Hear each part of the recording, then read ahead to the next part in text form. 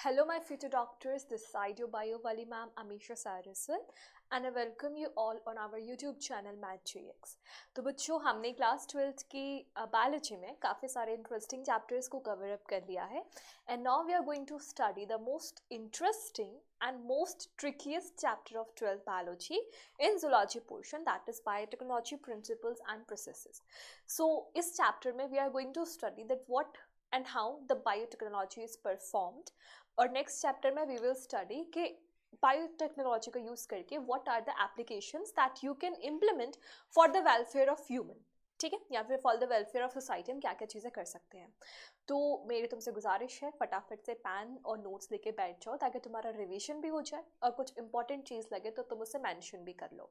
इस चैप्टर के बाद, इसको लेक्चर को पढ़ने के बाद आई कैन अश्योर यू कि तुम्हारे मन में कोई भी डाउट नहीं बचेगा और तुम बायोटेक्नोलॉजी का हर क्वेश्चन अटेम्प्ट कर पाओगे. ठीक है, तो फटाफट से चलो स्टार्ट करते हैं हमारा चैप्टर बायोटेक्नोलॉजी. अगर कोई तुमसे बेसिक इन्फॉर्मेशन पूछे कि बायोटेक्नोलॉजी क्या है, तो सबसे पहले ये रटी रटाई इन्फॉर्मेशन है जो एनसीईआरटी में गिवन है, और ये जो इन्फॉर्मेशन थी, ये डेफिनेशन थी, it was given by European federation of biotechnology.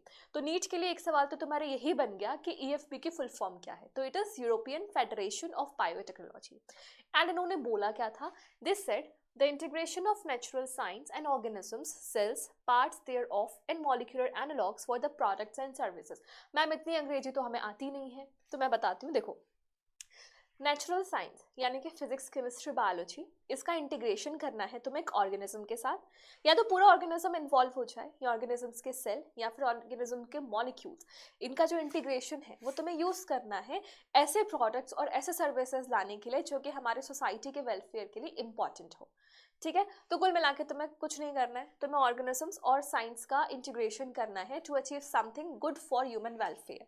ठीक है, ये रटी रटाई भाषा है, इसको कोई नहीं पूछने वाला.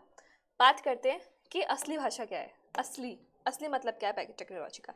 तो देखो, बायोटेक्नोलॉजी में दो चीज़ें आती है, बायोलॉजी एंड टेक्नोलॉजी. सिंपल शब्दों में बोलूँ तो लिविंग और टेक्नोलॉजी का इंटीग्रेशन. ठीक है, ऐसा नहीं है कि एक नया सब्जेक्ट बना है, अभी अभी लॉन्च हुआ है. ये बहुत सालों से, बहुत डिकेड से, बहुत ईयर से, बहुत सेंचुरी से यूज होता चला जा रहा है, बस नाम हमने इसको अब दिया है. ठीक है, तो उसी बेसिस पे बायोटेक्नोलॉजी के दो पार्ट्स होते हैं, क्लासिकल, ट्रेडिशनल या फिर modern biotechnology. So we have a classical biotechnology, जिसको हम ट्रेडिशनल बायोटेक्नोलॉजी भी बोलते हैं, and we have a modern biotechnology. ठीक है, सो क्लासिकल बायोटेक्नोलॉजी में हम ऑर्गेनिजम्स की नेचुरल टेंडेंसी को यूज़ करते हैं.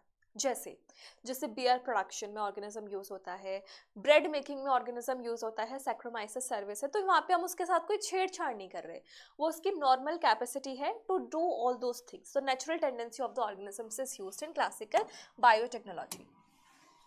Uses natural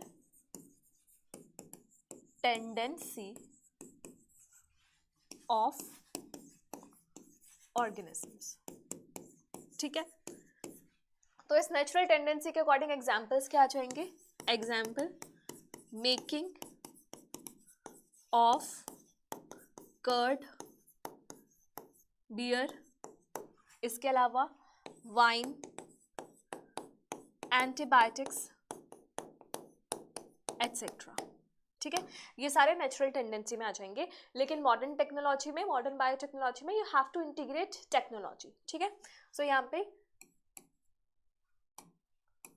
organism plus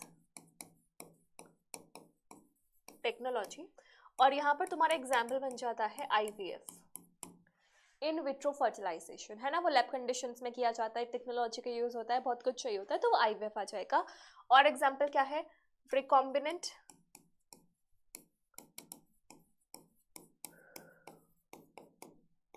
vaccines.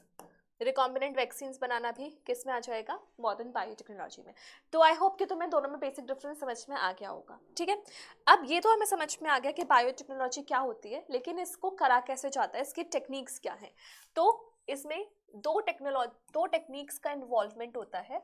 First is the genetic engineering and second is the bio process engineering.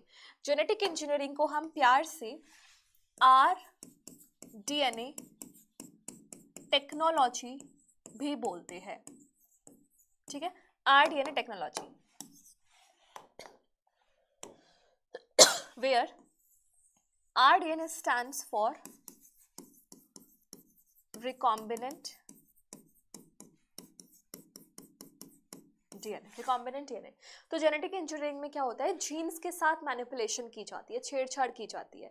या तो DNA के साथ कर लो या फिर RNA के साथ कर लो, ऐसे मैनिपुलेशंस, ताकि तुम एक नई चीज क्रिएट करो. ठीक है, so genetic engineering involves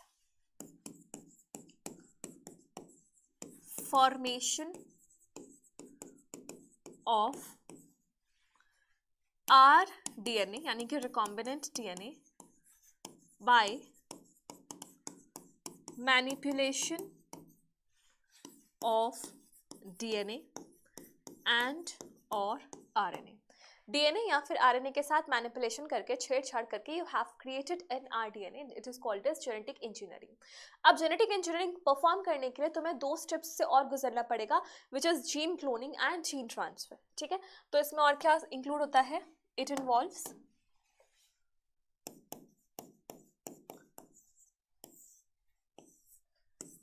gene cloning and gene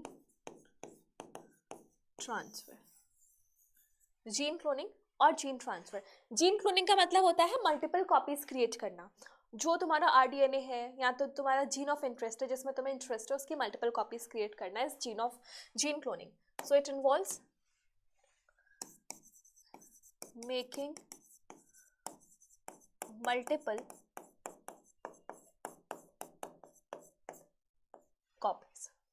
ठीक है, bio process engineering bye biotechnology में माइक्रोब्स का यूज होगा, तो कंटामिनेशन भी हो सकती है. हो सकता है तुम्हें कोई ऑर्गेनिज्म चाहिए लेकिन आसपास वायरस भी मंडरा रहा हो, तो तुम्हारा काम तो थोड़ा सा हो जाएगा ना, हिंडर्ड हो जाएगा. तो तुम्हारा ये भी मकसद होना चाहिए कि जिस जगह तुम काम कर रहे हो वो कंटामिनेशन फ्री होनी चाहिए, यानी कि स्टेराइल होनी चाहिए. So bio process engineering involves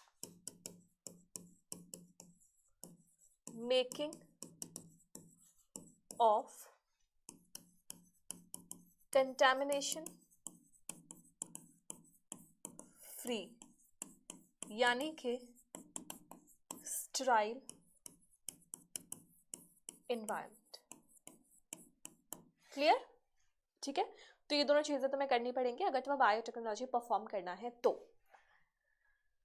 लेकिन ये बताओ कि बायोटेक्नोलॉजी सुना तो रहे हो आप, लेकिन ये करना क्यों करना है, उस चीज को ध्यान से समझना. मान लो यहाँ पर एक बेसिक स्टोरी बता रही हूँ. यहाँ पे 2 लड़के हैं, एक के हेयर वाइट होते जा रहे हैं ना, प्री मैच्योर एजिंग हो रही है, और एक बच्चे के ऐसे बतख क्या होती है वो, मुर्गी जैसे बाल है ना, येलो कलर की. ठीक है, इसको सब भाव दे रही है, इसको कोई भाव नहीं दे रहा है ना, तो ये बेचारा दुखी बना देती है उसे. ये बेचारा दुखी है. ठीक है, इसका नाम है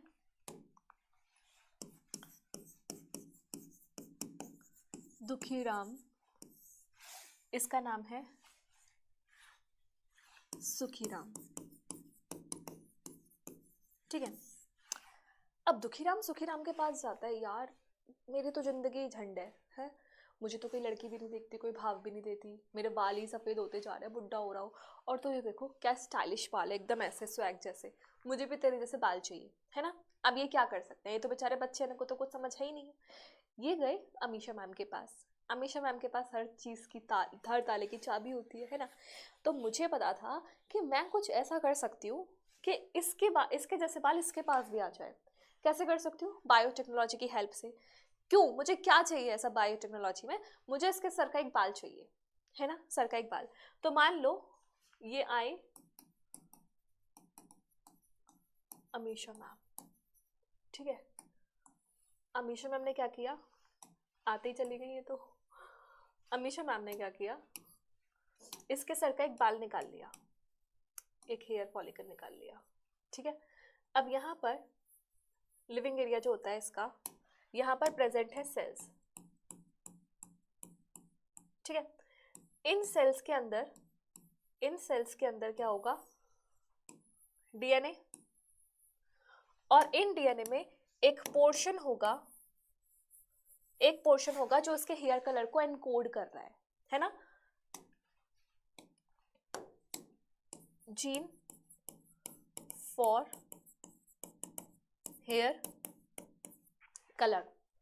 तो मुझे पता चल गया कुछ ऐसा कर कमाल के तेरी हो जाऊं, नहीं, मुझे पता चल गया कि कुछ ऐसा हो जाए कि इसका ये जीन मैं यहां से निकाल दूं और उसमें डाल के एक्सप्रेस करा दूं, तो उसके बाल भी मस्त इस सुखी राम की तरह हो जाएंगे, है ना। सिंपल सी कहानी है, बायोटेक्नोलॉजी में तुम्हें यही करना है। तो तुमने क्या किया, तुम्हारे पास ये पूरा डीएनए था, ठीक है। इस पूरे डीएनए में से तुम्हारे पास ये जीन ऑफ इंटरेस्ट था। तुमने इस जीन ऑफ इंटरेस्ट को बोला ऐसे, पहली बात तो ये समझ लो, दिस इज GOI, यानी कि जीन ऑफ इंटरेस्ट। मतलब पूरे डीएनए के इतने सारे जीन्स में से तुम्हें जिस जीन में इंटरेस्ट है that is gene of interest. और यहाँ हमारा जीन ऑफ इंटरेस्ट क्या है, हेयर कलर, ठीक है। अब इस हेयर कलर के जीन को, इसको मुझे डालना है किसमें, दुखी राम में। इसको मुझे डालना है दुखी राम में, ठीक है। बेचारा दुखी है बहुत ज्यादा,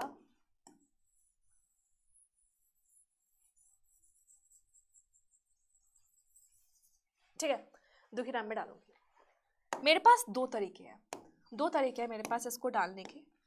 एक तो मैंने ऐसे सीधा ऐसे फेंक के मारा और दुखी राम के सर में चला गया, काम हो गया, ठीक है। ये होता है vector less method of gene transfer, ठीक है। मुझे वेक्टर की जरूरत नहीं पड़ी। और दूसरा मेथड मेरे पास क्या है, मैंने ये डालने के लिए एक व्हीकल का यूज किया,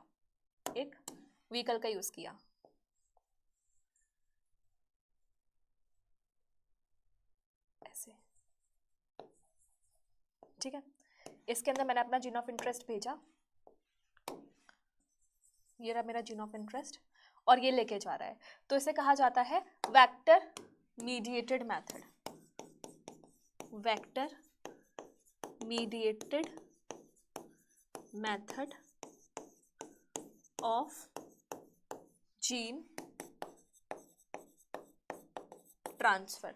अब यहां पर मैम वेक्टर कौन है, यहां पर वेक्टर है ये गाड़ी, ये क्या है हमारी वेक्टर, ठीक है। वेक्टर तुम समझ के होंगे, कोई भी एक कैरियर, इसका दूसरा नाम कैरियर भी होता है, कैरियर या फिर वेक्टर, एक ऐसा कोई सब्सटेंस, ऐसा कुछ भी एक एंटिटी होती है जिसमें बैठ के हमारा जीन ऑफ इंटरेस्ट ट्रांसफर हो सकता है। लेकिन क्या वाकई जीन ऑफ इंटरेस्ट या मतलब जो वेक्टर है वो कोई एक ऑटो रिक्शा या ऐसी कोई व्हीकल है, नहीं। Vector is a DNA molecule which is capable of independent replication in our host cell. जैसे कुछ की पॉइंट्स है जो तुम्हें समझ में आने चाहिए इस वाले फिगर में। सबसे पहला मैं यहाँ पे लिख देती हूँ, इस पूरी कहानी में यू मस्ट नो, तुम्हें पता होना चाहिए कि जीन ऑफ इंटरेस्ट क्या है, उसके बाद होस्ट कौन है, और तुम्हारा वेक्टर क्या है। इस इंसान का नाम क्या था, दुखी राम, है ना। अब ट्रांसफर करने के बाद ये क्या बन गया, खुशीराम की तरह, है ना। अब ये स्माइल करेगा, क्यों करेगा, क्योंकि ये देख रहा है कि इसके बाल कैसे होने लग रहे हैं, येलो, धीरे धीरे येलो हो गए, है ना। तो ये खुश हो गया। अब यहाँ पे तुम्हें समझ में आना चाहिए जीन ऑफ इंटरेस्ट क्या है। जीन ऑफ इंटरेस्ट क्या है हमारा, हेयर कलर जीन, ठीक है। होस्ट कौन है, दुखीराम या सुखीराम, होस्ट वो है जिसके अंदर तुमने जीन ऑफ इंटरेस्ट डाला है, तो वो क्या है यहाँ पे, Dukhiram. Vector is a DNA molecule used to send gene of interest inside A host. Host के अंदर जीन ऑफ इंटरेस्ट डालने के लिए जो तुमने डीएनए यूज किया है दैट इज अ वेक्टर। तो यहाँ पर वेक्टर क्या हो जाएगा, एक DNA molecule.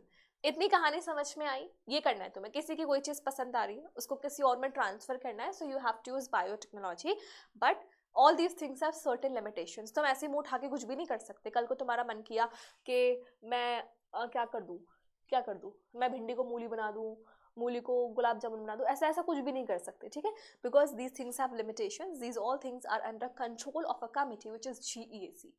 What ever the GM research you are conducting, जो भी तुम्हारा टारगेट है, ऑब्जेक्टिव है, जो भी तुम्हारे स्टेप्स हैं, जो भी तुम्हारा आउटकम है, each and every step is under their guidance, ठीक है। So you can not do anything at your own will. तो ये सारी चीज़ें हम कर सकते हैं बायोटेक्नोलॉजी से, छोटे छोटे लिमिटेशंस के साथ, ठीक है। कहानी समझ में आई। अब स्टेप्स क्या है बायोटेक्नोलॉजी के, कैसे करनी है सारी चीज़ें, ध्यान से समझना। इसको ध्यान से समझाने के लिए मैं तुम्हें एक स्टोरी समझाती हूँ। स्टोरी के हेल्प से समझते हैं थोड़ा सा, तुम्हें दिमाग में आ जाएगा। एक सेकंड दो बस। देखो क्या करना है, हमें क्या करना है, हमारे पास एक सेल है, इसके बाद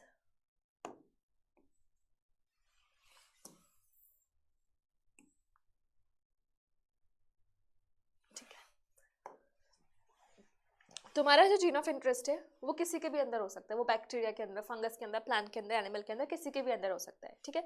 मान लो मेरा ये एक ऑर्गेनिज्म, एक होस्ट है, इसके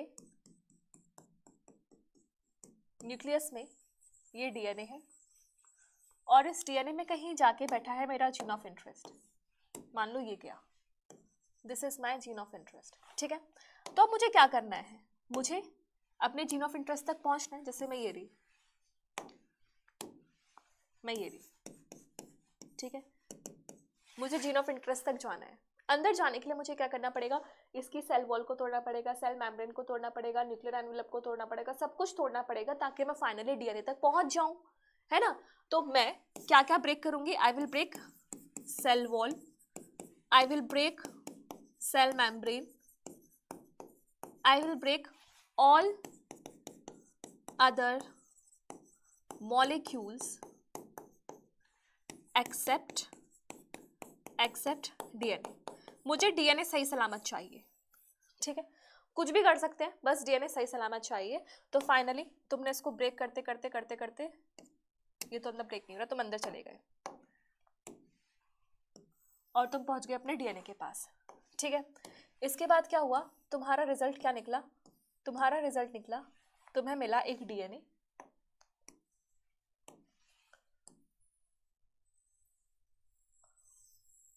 ठीक है, एंड इस डीएनए में प्रेजेंट था तुम्हारा जीन ऑफ इंटरेस्ट यहाँ पर, let its mention it with GOI। But तुम नेक्ड आई से इस जीन ऑफ इंटरेस्ट को नहीं देख सकते, तो तुम क्या करोगे, इस इतने बड़े 2.2 मीटर के डीएनए के छोटे छोटे टुकड़े करोगे। कैसे करोगे, बिकॉज यू हैव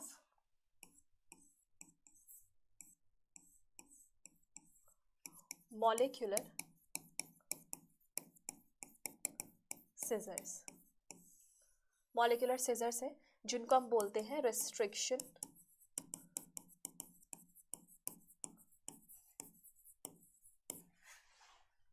एंजाइम्स, ठीक है। जैसे लड़कियों की जुबान उतनी कैंची की तरह कच कच कच कच चलती रहती है, सेम यही है रिस्ट्रिक्शन एंजाइम्स का काम। रिस्ट्रिक्शन एंजाइम्स का काम क्या होता है, बेसिकली अपने डीएनए पे ना कुछ कुछ लोकेशंस होती है, कुछ लोकेशंस,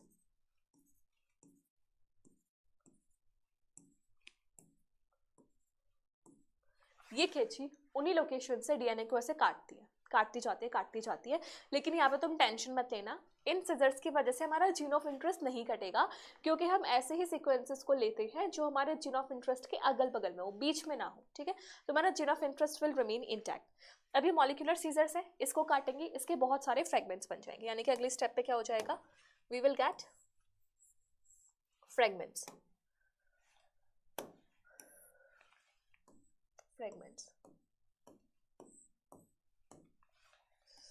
इन्हीं में से एक फ्रेगमेंट के पास हमारा जीन ऑफ इंटरेस्ट रहा होगा, ये हमारा जीन ऑफ इंटरेस्ट है, लेकिन हमें नेक्ड आई से विजिबल नहीं है। तो मैंने तुम्हें मॉलिक्यूलर बेसिस ऑफ इनहेरिटेंस वाले चैप्टर में एक बात बताई थी कि आगे जाके कहीं पे भी तुम डीएनए के फ्रेगमेंट्स बनाओ तो अगली स्टेप ऑटोमेटिकली तुम्हारे दिमाग में स्विच होनी चाहिए that it must be gel electrophoresis. ठीक है, जेल इलेक्ट्रोफोरेसिस थी, जेल्स में डीएनए को भगाते थे, तो जो मोटा था वो तो रुक जाता था और जो पतला था वो फटाफट फटाफट भाग जाता था। तो इसके बाद जो तुम्हारी अगली स्टेप होगी that will be the gel electrophoresis. ठीक है, जेल इलेक्ट्रोफोरेसिस, जेल इलेक्ट्रोफोरेसिस कराओगे। अब जेल इलेक्ट्रोफोरेसिस के बाद क्या होगा, तुम्हारे बहुत सारे डीएनए में से तुम्हें अपना जीन ऑफ इंटरेस्ट मिल जाएगा। You will get your gene of interest after staining, separation, comparison, सब कुछ करके तुम्हें फाइनली जीन ऑफ इंटरेस्ट मिल गया। अब इस जीन ऑफ इंटरेस्ट का तुम क्या कर सकते हो, क्या है इसका फ्यूचर फेट। ये जो जीन ऑफ इंटरेस्ट है, या तो इसको तुम वेक्टर के साथ जोड़ के ऑर्गेनिज्म में डालो, या फिर इसका कराओ पीसीआर। क्या क्या बोला मैंने इसको, या तो लाइगेट जोड़ो it with vector and send it to host, या फिर करा लीजिए इसका PCR, polymerase chain reaction. Gene of interest को वेक्टर के साथ जोड़ो, वेक्टर के साथ जोड़ने के बाद इसको होस्ट में डालो, फिर होस्ट में उसका मल्टीप्लिकेशन करके मल्टीपल कॉपीज बनेंगी, या फिर अगर तुम्हें आर्टिफिशियली करना है तो पॉलीमरेज चेन रिएक्शन कराओ, जहां पर तुम्हारे एक जीन ऑफ इंटरेस्ट की मिलियंस में कॉपीज बन सकती है। So choice is yours whether you want to go for the natural method और you want to go for the technological method, it's totally your choice. ठीक है, तो क्या हुआ, हमने क्या किया, समझ में आया कहानी क्या चल रही है। हमें पूरी कहानी यहाँ तक कवर अप करनी है। कैसे हमने एक सेल में से अपना जीन ऑफ इंटरेस्ट डीएनए निकाला, सबसे पहले डीएनए निकाला, डीएनए के टुकड़े करे, उन टुकड़ों में से अपना जीन ऑफ इंटरेस्ट खोजा, उस जीन ऑफ इंटरेस्ट की या तो मल्टीपल कॉपीज बनाई पीसीआर की हेल्प से, या फिर उसको वेक्टर के साथ जोड़ के फिर हमने होस्ट में डाला टू क्रिएट मल्टीपल कॉपीज। आगे भी चॉइस है, तुम एक्सप्रेशन वेक्टर्स, ये तो क्लोनिंग वेक्टर है जो मल्टीपल कॉपीज बनाने के काम आता है, तुम एक्सप्रेशन वेक्टर्स डाल के अपने जीन ऑफ इंटरेस्ट का एक्सप्रेशन भी करा सकते हो, उसको आरएनए और आरएनए से प्रोटीन भी बना सकते हो, सब कुछ हो सकता है बायोटेक्नोलॉजी की हेल्प से। तो अब ये बेसिक स्टोरी तुम्हें समझ में आ गई है, तो कुछ भी नहीं बचा इस चैप्टर में। अब तुम्हें बस ये समझना है कि ये एक के बाद एक स्टेप करी कैसे जाती है और क्या क्या टूल्स यूज होते हैं इन स्टेप्स को परफॉर्म करने में। ठीक है, कहानी अब बहुत ही ज्यादा सिंपल हो गई है, उम्मीद है अब तुम्हें सब कुछ समझ में आएगा। ठीक है, ये बेसिक स्टोरी, तो बेसिक स्टोरी में सबसे पहले आता है ऑब्टेनिंग जीन ऑफ इंटरेस्ट, यानी कि पहले डीएनए निकालो। ठीक है, अब तुम्हारा जो ऑर्गेनिज्म है, जो सोर्स है, वो क्या क्या हो सकता है। हो सकता है तुम्हारा जीन ऑफ इंटरेस्ट बैक्टीरिया में हो, फंगस में हो, प्लांट में हो, एनिमल में हो, किसी में भी हो सकता है। तुम्हें जाना है डीएनए तक, तो क्या क्या तोड़ना है, सेल वॉल, सेल मेम्ब्रेन, बाकी के सारे प्रोडक्ट्स। बैक्टीरिया की सेल वॉल किसकी बनी होती है, पेप्टाइडोग्लाइकन।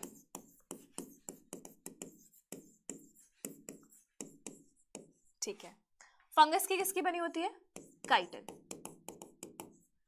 प्लांट्स की किसकी बनी होती है, सेल्यूलोज।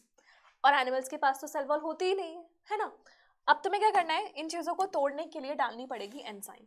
जैसे पेप्टाइडोग्लाइकन को तोड़ने के लिए you need to add lysozyme. ठीक है, लाइसोजाइम डाली है ताकि पेप्टाइडोग्लाइकन ब्रेक हो जाए।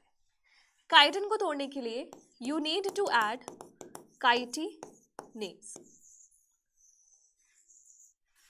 सेलुलोज को तोड़ने के लिए you need to add cellulase. और यहां पर तुम्हें कुछ नहीं डालना। ठीक है, सेल वॉल निकल गई, अब सबके पास क्या बचेगी, सेल मेम्ब्रेन। अब बारी आती है सेल मेम्ब्रेन को तोड़ने की।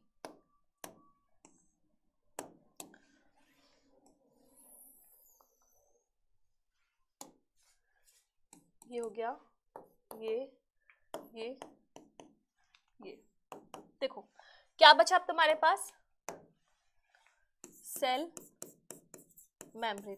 बेटा सिंगर एंड निकोल्सन मॉडल के अकॉर्डिंग सेल मेम्ब्रेन किसकी बनी होती है, फॉस्फोलिपिड्स एंड प्रोटीन्स की। तो या तो तुम लाइपेज और प्रोटीएज डाल के सेल मेम्ब्रेन को तोड़ दो, या फिर बहुत सारे एनायनिक डिटर्जेंट्स भी अवेलेबल हैं, तुम वो मत सोचना रिन, सर्फ एक्सेल, टाइडी, वो वाले नहीं, लैब कंडीशंस के लिए अलग डिटर्जेंट्स आते हो, उनको भी डाल के तुम अपनी सेल मेम्ब्रेन को रप्चर करवा सकते हो।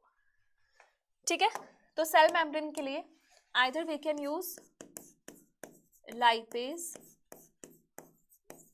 प्रोटीएज और एनायनिक डिटर्जेंट्स जैसे कि एसटीएस, सोडियम डोडेसाइल सल्फेट्स भी डाल सकते हो। ठीक है, फाइनली तुम्हारे सेल में से सेल मेम्ब्रेन भी हट चुकी है। अब क्या बचेगा? सेल के अंदर की बाकी चीजें। क्या क्या है बाकी चीजें? You will be left with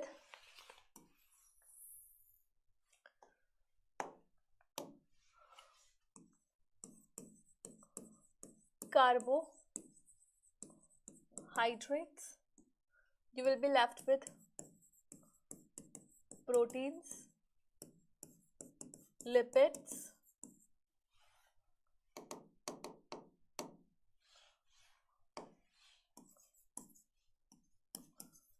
RNA, DNA।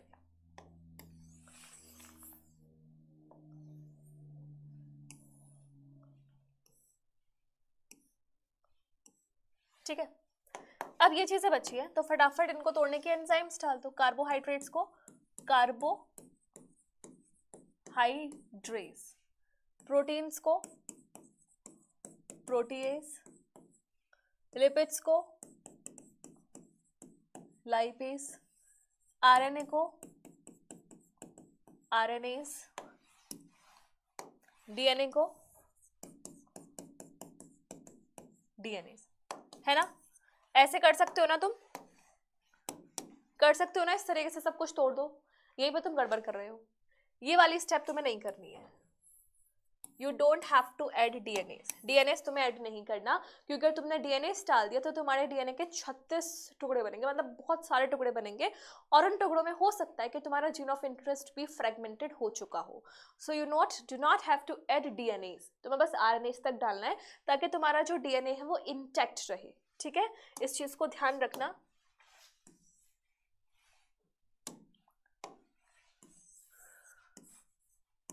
needs to remain intact, so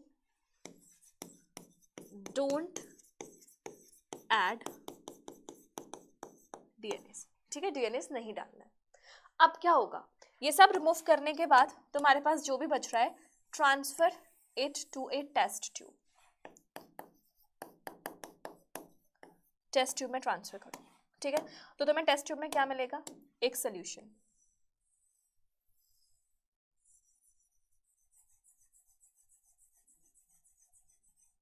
ठीक है, इसमें तुम्हारा डीएनए पड़ा हुआ तो होगा, लेकिन वो तुम्हें दिखेगा नहीं। ये तुमने ट्रांसफर तो कर दिया, लेकिन it is not visible to you. ठीक है, तो तुमने इसको विजुलाइज कराने के लिए इसमें डाली ठंडी दारू, चिल्ड इथेनॉल। क्यों डाली है? Because it causes precipitation of DNA. तो तुम्हें डीएनए के ऐसे थ्रेड्स दिखना स्टार्ट कर देंगे। फिर तुम्हें क्या करना है? इसमें एक चम्मच डालनी है।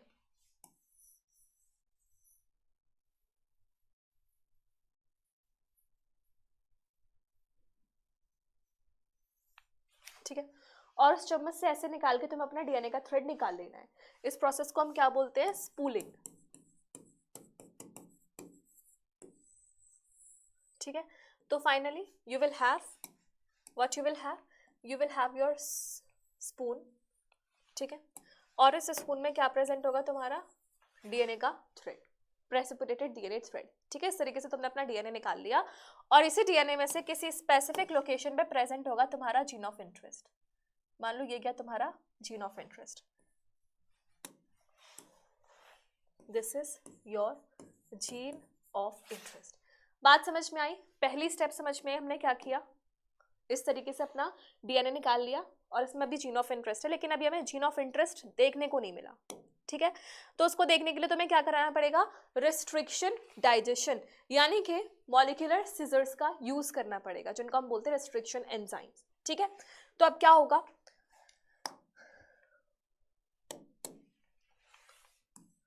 Use of molecular scissors. ठीक है, मॉलिक्यूलर सिजर्स होता है जिनको हम रेस्ट्रिक्शन एंजाइम्स बोलते हैं।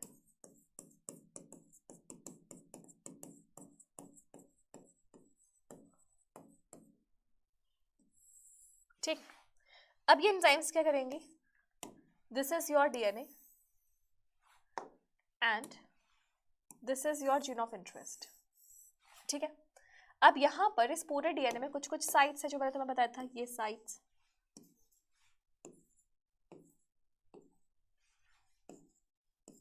ठीक है, क्या बोलते हैं इनको, रिकॉग्निशन साइट्स या फिर restriction sites. These are recognition sites या फिर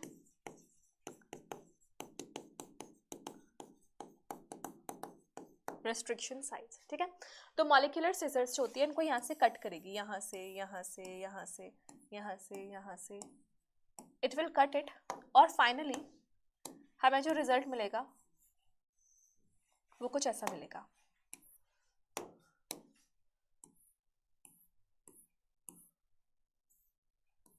ठीक है, और इसी में से किसी एक फ्रेगमेंट में प्रेजेंट होगा हमारा gene of interest. This is our gene of interest. But दिक्कत की बात तो यही है कि विजिबल नहीं है। तो वही मॉलिक्यूलर बेसिस ऑफ इनहेरिटेंस में हमने पढ़ा था कि जब भी तुम्हारा फ्रेगमेंट्स बन जाएं, सो अगली step will be the gel electrophoresis, और वही हमें यहाँ पे करना है। The next step is the gel electrophoresis. अब ये कैसे की जाती है, इस चीज को ध्यान से समझना।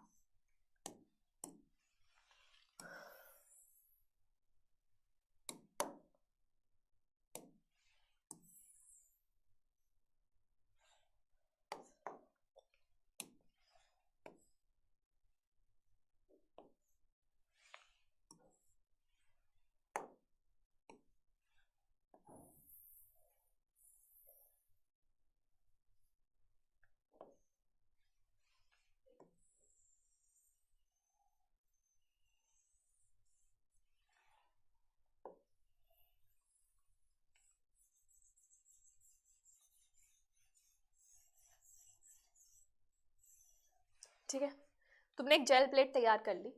अब यहाँ पर क्या होता है, यहाँ पर कुछ वेल्स होते हैं, there are certain Wales.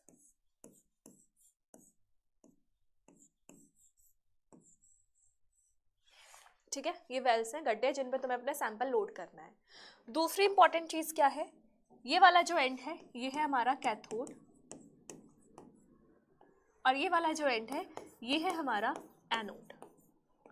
Anode is positively charge, cathode is negatively charge. और ये जो चीजें हैं ये क्या है हमारा wells where sample is loaded. यहाँ पर सैंपल को लोड किया जाता है, और हमारा सैंपल क्या है, ये हमारे सैंपल्स हैं, ये जो मैंने फ्रैगमेंटेड डीएनए बनाया, this is the sample. So we have to load the sample in the well. और यहाँ पर ये जो पूरा मैट्रिक्स तुम्हें दिख रहा है, this is the agarose gel.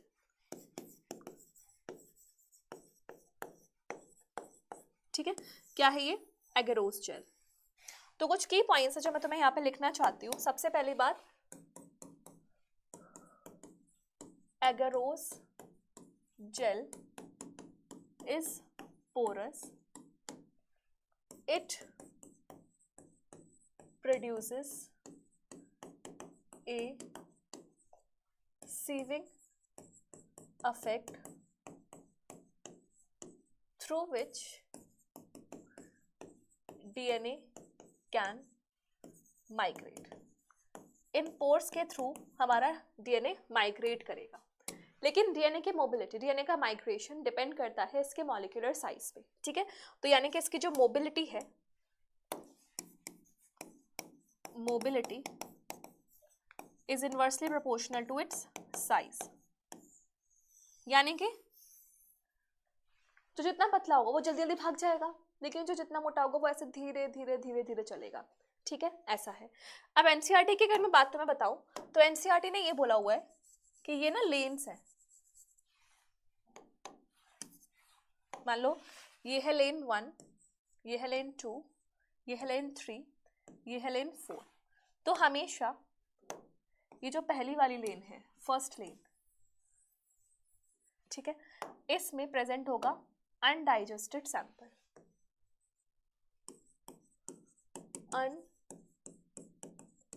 Undigested लेन। यहाँ पे तुमने बिना डाइजेशन के अपना डीएनए डाला है और बाकी के सैंपल्स में तुमने डाइजेस्टेड सैंपल्स अपने डाले हैं, ठीक है। तो यहाँ पर क्या होगा, मूवमेंट होगा साइज के बेसिस पे,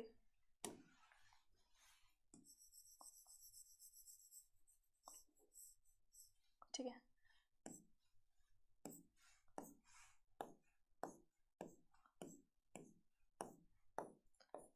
यहाँ पर जो सबसे आगे आएगा वो स्मॉलेस्ट होगा और जो सबसे पीछे रह जाएगा वो लार्जेस्ट होगा, है ना। तो साइज के अकॉर्डिंग मूवमेंट हो रहा है यहाँ पर।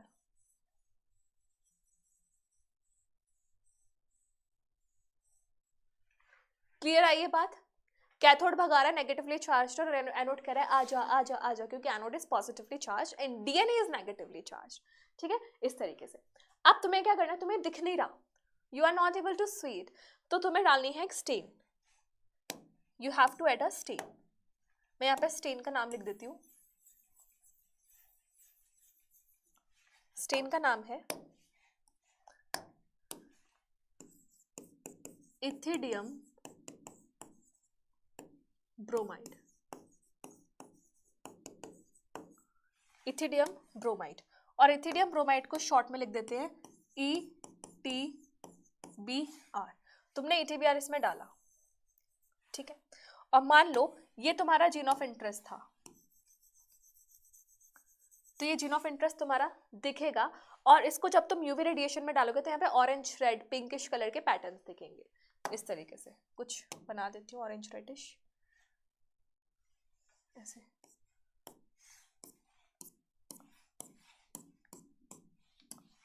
हल्का हल्का पिंक भी कर देती हूँ।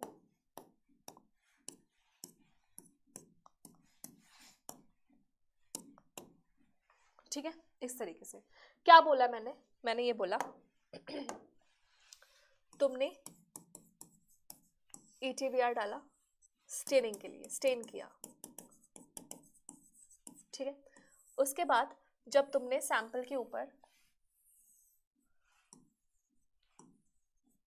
यूवी रेडिएशंस डाली तो तुम्हें ऑरेंज या पिंक कलर के बैंड्स दिखाई दिए और उसमें से तुमने डिटेक्ट कर लिया, डिटेक्ट जीन ऑफ इंटरेस्ट, ठीक है। You detected your gene of interest from this sample. अब हमें पता है कि हमारा जीन ऑफ इंटरेस्ट तो कौन सा है, ये है हमारा जीन ऑफ इंटरेस्ट। तो तुम्हें इस जीन ऑफ इंटरेस्ट को इस एग्रोस जेल से निकालना पड़ेगा, है ना। तो that process is called as illusion. Delusion नहीं है, it is illusion. Illusion, what is illusion? Removal of desired band from gel. Gel से उसका removal is called as illusion, जो तुमने कर लिया, ठीक है। अब फाइनली तुम्हारे पास क्या आ चुका है, तुम्हारे पास तुम्हारा जीन ऑफ इंटरेस्ट आ चुका है। लेकिन एनसीईआरटी की एक इंपॉर्टेंट बात, एनसीईआरटी क्या बोल रही है,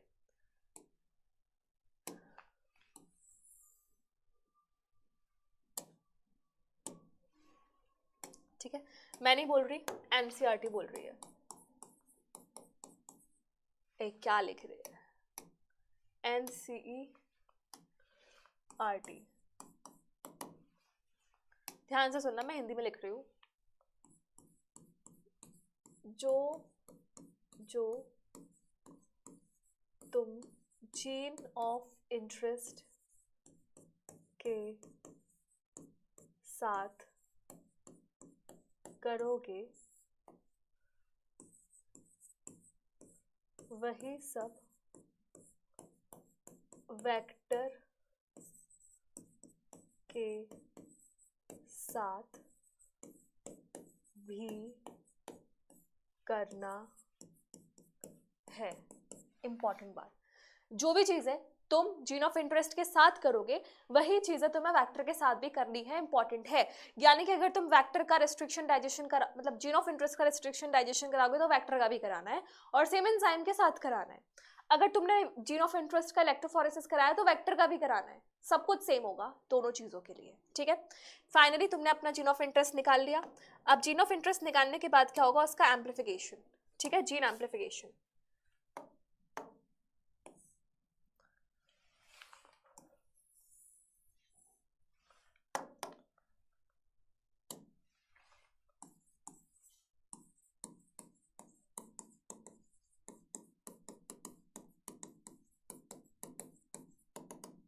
यानी कि making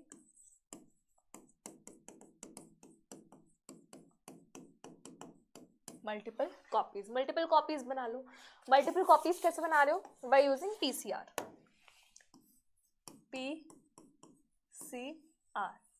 which is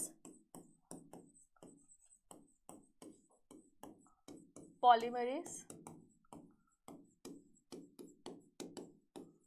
chain reaction। इतना समझ में आया, ये करना है तुम्हें जीन एम्प्लीफिकेशन करने के लिए। पॉलीमरेज चेन रिएक्शन, नाम से पता चल रहा है यहाँ पे पॉलीमराइजेशन कराया जाएगा और कोशिश की जाएगी कि हमारा एक piece of DNA multiple copies of DNA में कन्वर्ट हो जाए, ठीक है। तो पॉलीमरेज चेन रिएक्शन, पहली बात तो इसमें हाई टेम्परेचर चाहिए होता है। क्या हाई टेम्परेचर पे हमारे बॉडी में यूज होने वाली डीएनए पॉलीमरेज काम कर सकती है? So the answer is no. क्यों? क्योंकि हर एंजाइम का अपने एक ऑप्टिमम टेम्परेचर और एक ऑप्टिमम पीएच होता है। हमारी डीएनए पॉलीमरेज हमारी बॉडी के टेम्परेचर के हिसाब से काम कर सकती है, लेकिन यहाँ पर टेम्परेचर 90+ तक चला जाता है। तो इसलिए हमें एक ऐसी एंजाइम की रिक्वायरमेंट है जो थर्मोस्टेबल है, टेम्परेचर स्टेबिलिटी जिसमें हो। सो दैट्स वाई यहाँ पर जो एंजाइम यूज होती है, एंजाइम का नाम लिख लेते हैं बच्चों, एंजाइम टैक पॉलीमरेज। क्या नाम है एंजाइम का? Taq polymerase. और ये टैक पॉलीमरेज एंजाइम कहां से मिलती है? From Thermus aquaticus, from Thermus aquaticus. इसके नाम में ही पता चल रहा है क्या काम है इसके। थर्मस यानी कि थर्मोस्टेबल है और एक्वेटिकस मतलब एक एक्वेटिक एनवायरनमेंट में मिलने वाला बैक्टीरिया, ठीक है। So this is thermostable.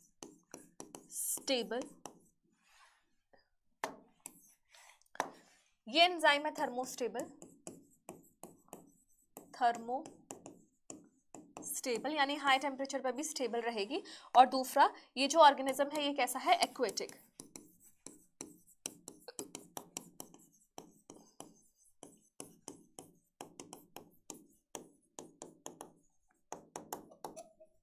इतनी बात समझ में आई, ठीक है। अब देखते हैं इसके स्टेप्स क्या क्या है। तो बेसिकली पॉलीमरेज चेन रिएक्शन में 3 स्टेप्स होती हैं, डिनेचुरेशन, अनीलिंग एंड एक्सटेंशन। और ये साइकिल ऐसे ही चलती है, इसके बाद ये, इसके बाद ये, और अनीलिंग के बाद फिर वापस से डीनेचुरेशन। तो डीनेचुरेशन में क्या होता है, हमें ना डीएनए हेलिक्स को सेपरेट करना है।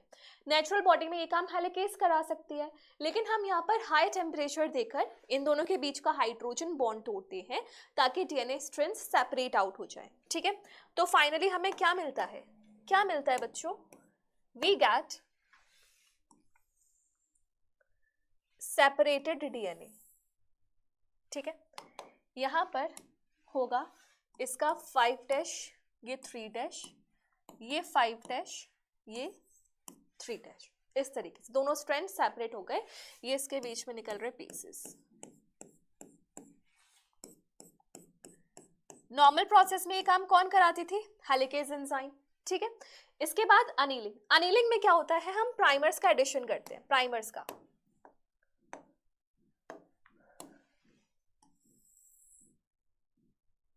ये ठीक है, इसका नाम रखो, ये क्या है? 5', 3', 5', 3'। अब मुझे बच्चे बताने जा रहे हैं कि हम यहाँ पे जो प्राइमर्स डालेंगे वो प्राइमर्स किधर की तरफ अटैच करूं, इसमें किधर अटैच करूं और इसमें किधर अटैच करूं। सोचो सोचो। रटना नहीं है, रटना नहीं है, हमें याद रखना है कि रेप्लिकेशन की डायरेक्शन 5' to 3' होती है और ये जो डायरेक्शन है वो न्यूज़ ट्रेंड के अकॉर्डिंग दी जाती है, ठीक है।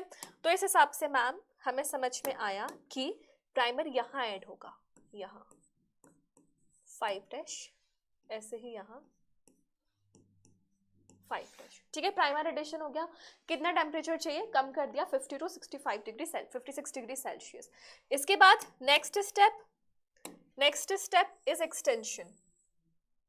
काफी बार तो इतना सिंपल सवाल ही पूछ लिया जाता है कि करेक्ट ऑर्डर बताओ पॉलीमरेज चेन रिएक्शन का, तो तुम समझ सकते हो कितना सिंपल है ये।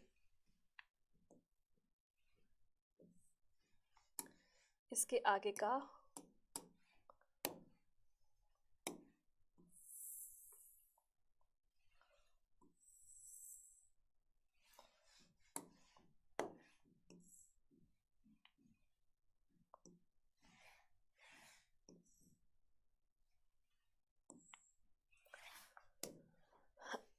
This is how you are going to get the new DNA, ठीक है। इनके बीच में बॉन्ड्स,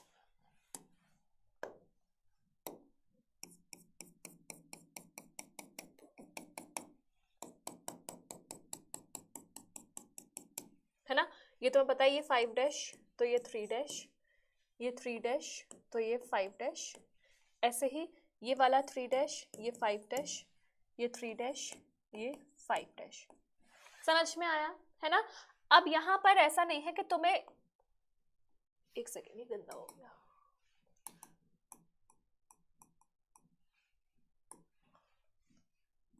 थ्री डैश 5'। तो तुम देख पा रहे हो कितना लंबा टेम्परेचर है। इतने बड़े टेम्परेचर पे स्टेबिलिटी कौन देगा, केवल थर्मोस्टेबल जैक पॉलीमरेज, ठीक है। तो डिनेचुरेशन में क्या है, breaking of hydrogen bonds, hydrogen bonds का ब्रेक डाउन किया है। अनीलिंग में क्या है, एडिशन ऑफ प्राइमर्स का एडिशन किया है। एंड एक्सटेंशन में क्या है, एलोंगेशन किया है डीएनए का। एक डीएनए की अगर तुम 30 बार ये साइकिल चलाओगे ना तो बिलियन कॉपीज बन जाती है, 1 billion copies of DNA strands are produced. समझ में आया, ठीक है। तो this is how you are going to get your polymerase chain reaction PCR done, ठीक। तो चलो इसके बाद बात करते हैं, पीसीआर कर लिए तुमने, वही है, फिर अपना ये मल्टीपल कॉपीज है वेक्टर के साथ जोड़ो, अपने होस्ट ऑर्गेनिज्म में भेज दो, बात कहानी खत्म। अब ये सारे स्टेप्स करने के लिए क्या क्या टूल्स यूज हुए थे या सबसे पहली बात किसने किया था वो हम सबसे पहले समझते हैं। अब हम आ चुके हैं एनसीईआरटी के स्टार्टिंग वाले पार्ट पे। अभी तक हमने एनसीईआरटी का बैक पोर्शन कवर किया था, क्योंकि बायोटेक के एनसीईआरटी को पढ़ने के लिए तुम्हें थोड़ा सा समझना पड़ेगा, ट्रिक समझनी पड़ेगी। स्टार्ट करो पहले, सबसे पहले फर्स्ट पेज, उसके बाद फिर लास्ट पेज से चले जाओ स्टेप से, उसके बाद वापस देखो कि कैसे पहला हमने वेक्टर बनाया, मतलब डीएनए बनाया था, ठीक है। तो ये करने के लिए Stanley Cohen and Herbert Boyer ने काम किया था 1972 में। ये वही साल है जब सिंगर एंड निकोलसन ने फ्लूइड मोजाइक मॉडल दिया था, ठीक है। अब यहां से नीट में क्वेश्चंस आते हैं, कैसे आते हैं उन चीजों को ढंग से समझना, समझने वाली बातें हैं तो ध्यान दो बिल्कुल। 3 ऑर्गेनिजम्स हैं, ठीक है। इस ऑर्गेनिज्म का हमें नाम नहीं पता, मान लो एक्स, ठीक है। ये जो ऑर्गेनिज्म है ये है सैल्मोनेला टाइफीम्यूरियम, सैल्मोनेला टाइफी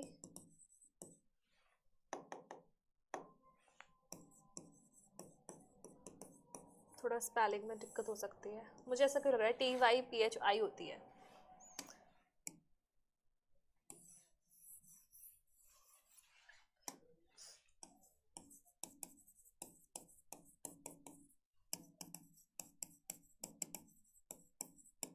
ये वही है जो क्या कॉज करता है, टाइफाइड, ठीक है।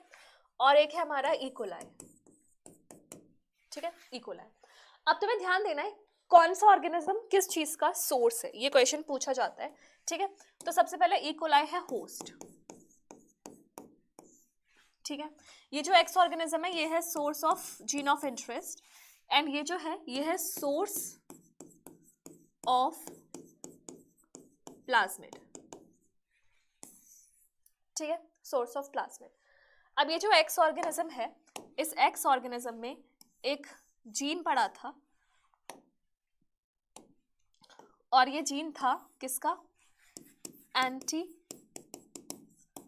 Biotic resistance gene. बहुत से लोग इसमें कंफ्यूजन क्रिएट करते हैं, कोई कहता है कि सैल्मोनेला टाइफी का ही वो जीन था, कोई कहता है किसी और का। तो तुम एनसीईआरटी की लाइंस अगर पढ़ोगे तो उसमें भी क्लियर है, एक एक्स ऑर्गेनिज्म से एंटीबायोटिक रेजिस्टेंस जीन लिया और इस सैल्मोनेला टाइफी से लिया उसका प्लाज्मिड। ठीक है, plasmid is acting as a vector. ये जो प्लाज्मिड है ये है vector.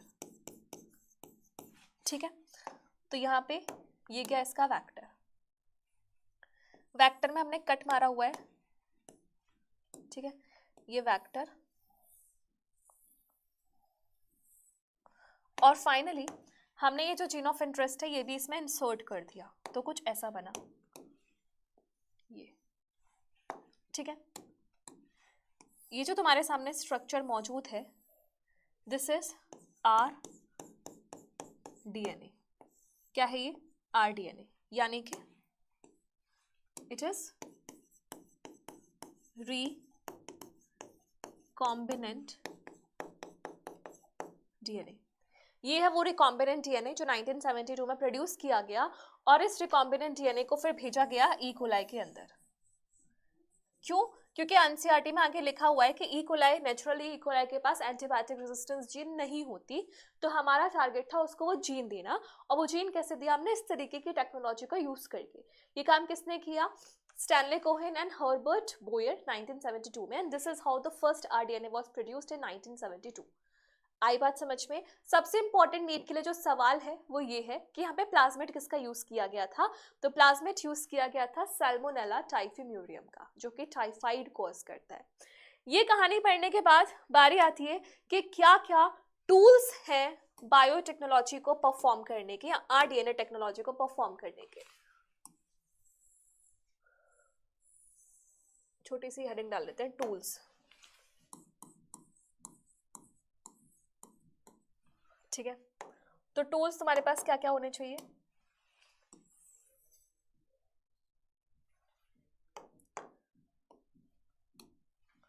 You must have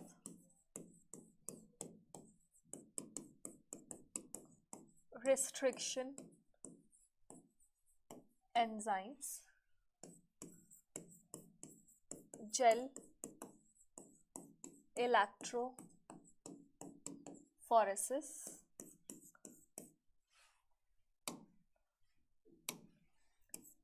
PCR,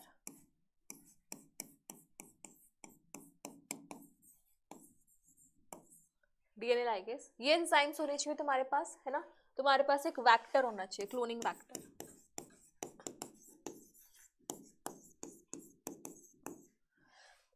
ये बेसिक एसेंशियल इंपॉर्टेंट टूल्स हैं which you must have in order to perform rDNA technology. तो सबसे पहले हम बात करते हैं सबसे अहम टॉपिक की, एंड सबसे important topic is restriction endonuclease.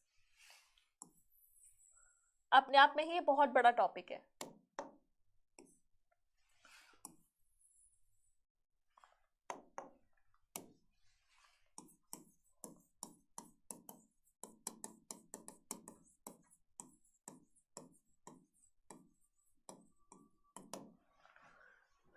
ठीक है, पहले तो ये समझो कि कंसेप्ट आया कहाँ से, इनका नाम रिस्ट्रिक्शन क्यों पड़ा। ठीक है, तो हमें इसके पीछे की स्टोरी समझनी चाहिए पहले। स्टोरी, ठीक है। तो नॉर्मली क्या होता है, हमारे पास एक बैक्टीरिया, ये एक बैक्टीरिया है। ठीक है, इसके बाद यहाँ पर प्रेजेंट है बैक्टीरियोफेज।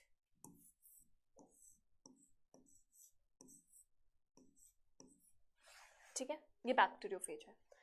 अब इस बैक्टीरिया का अपना जेनेटिक मटेरियल होगा, क्लोज्ड सर्कुलर डीएनए।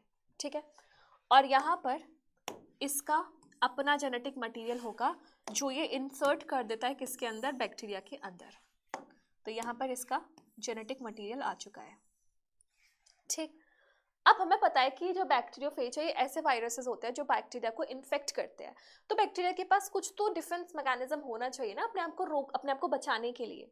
तो इसके पास दो एंजाइम्स होती हैं और ये पूरा सिस्टम देखा गया था 1963 में, 1963 में। ठीक है, क्या देखा गया, ये इसके पास दो चीजें होती है, इसके पास दो चीजें होती हैं, क्या क्या, एक तो सिजर्स, सिजर्स, ठीक है, और दूसरा एंजाइम होती थी जिसका नाम है methylase. This is methylase enzyme, और ये क्या है, रेस्ट्रिक्शन एंजाइम।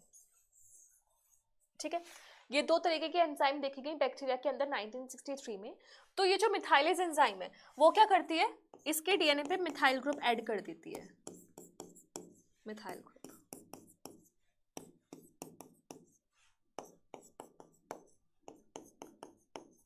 किसने ऐड किया, मिथाइलेज ने। और जो रिस्ट्रिक्शन एंजाइम, ये जो कैंची है, दिस सीजर,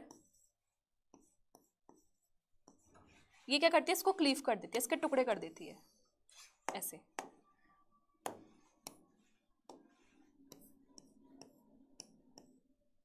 फ्रैगमेंट हो गए इसके। ठीक है, अब इसके फ्रैगमेंट हो गए तो ये कैसे इंटीग्रेट करेगा और कैसे बैक्टीरिया को हार्म करेगा। तो रेस्ट्रिक्शन एंजाइम्स, ये जो रेस्ट्रिक्शन एंजाइम्स हैं वो इसके डीएनए को कोई हार्म नहीं पहुंचा पाती, लेकिन बैक्टीरियोफेज के डीएनए को हार्म पहुंचा देती है, क्योंकि रेस्ट्रिक्शन एंजाइम्स मिथाइलेटेड डीएनए को आइडेंटिफाई नहीं कर सकती है। ठीक है, तो यहाँ पर तुम्हें समझ में आना चाहिए, ये जो बैक्टीरियोफेज के डीएनए को रिस्ट्रिक्ट कर रही है अपना प्रोपोगेशन करने से, इसलिए इसको कहा जाता है रेस्ट्रिक्शन एंजाइम्स। ठीक है, तो रेस्ट्रिक्शन, इस पूरे सिस्टम को कहा जाता है modification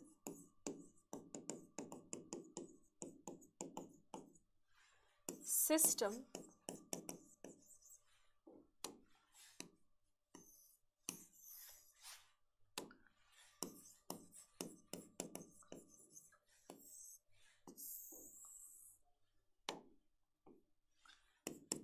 is the defense mechanism of bacterium where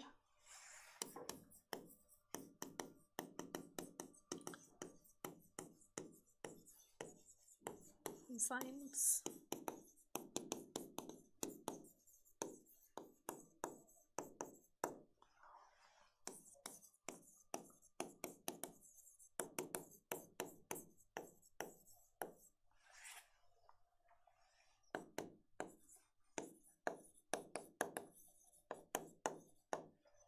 आया समझ में। ठीक है, so this is how these two enzymes were identified in 1963। बात करें रेस्ट्रिक्शन एंजाइम्स की, तो रेस्ट्रिक्शन एंजाइम्स दो टाइप्स की होती हैं।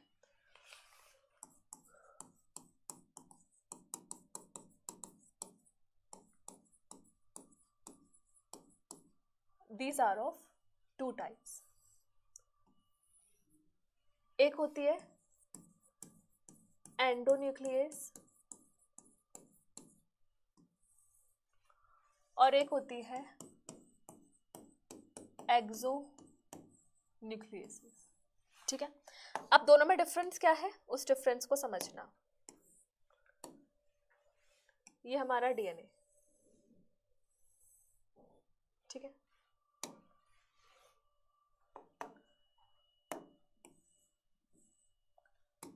मान लो ये है हमारा डीएनए।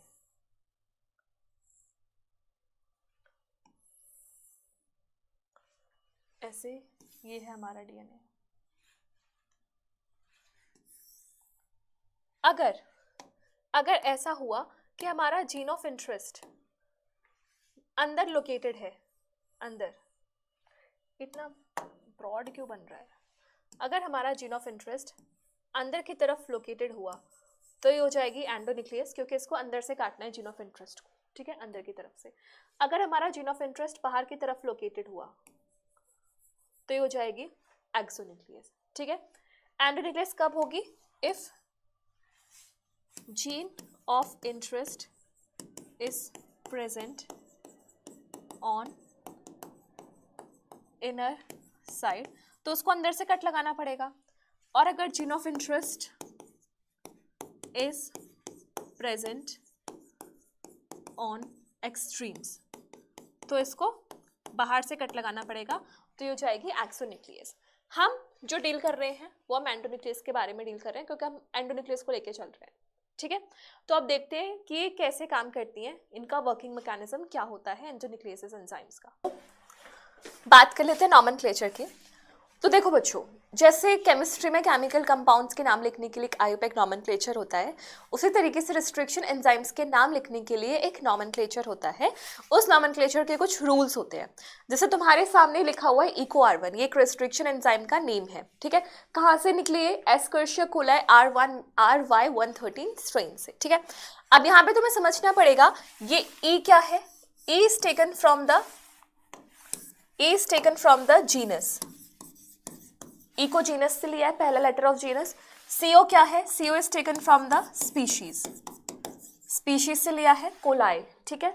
और I क्या है इसकी? Strain, RY13 and 1।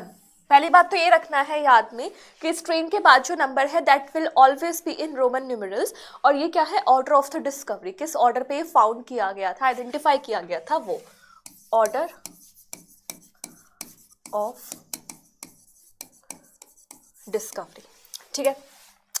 इसके अलावा एनसीईआरटी की एक इंपॉर्टेंट लाइन, एनसीईआरटी में एक लाइन लिखी गई है कि सबसे पहली रिस्ट्रिक्शन एंजाइम जो थी वो डिस्कवर हुई थी HIND2, ठीक है। So first endo nucleus is HIND2, ठीक है।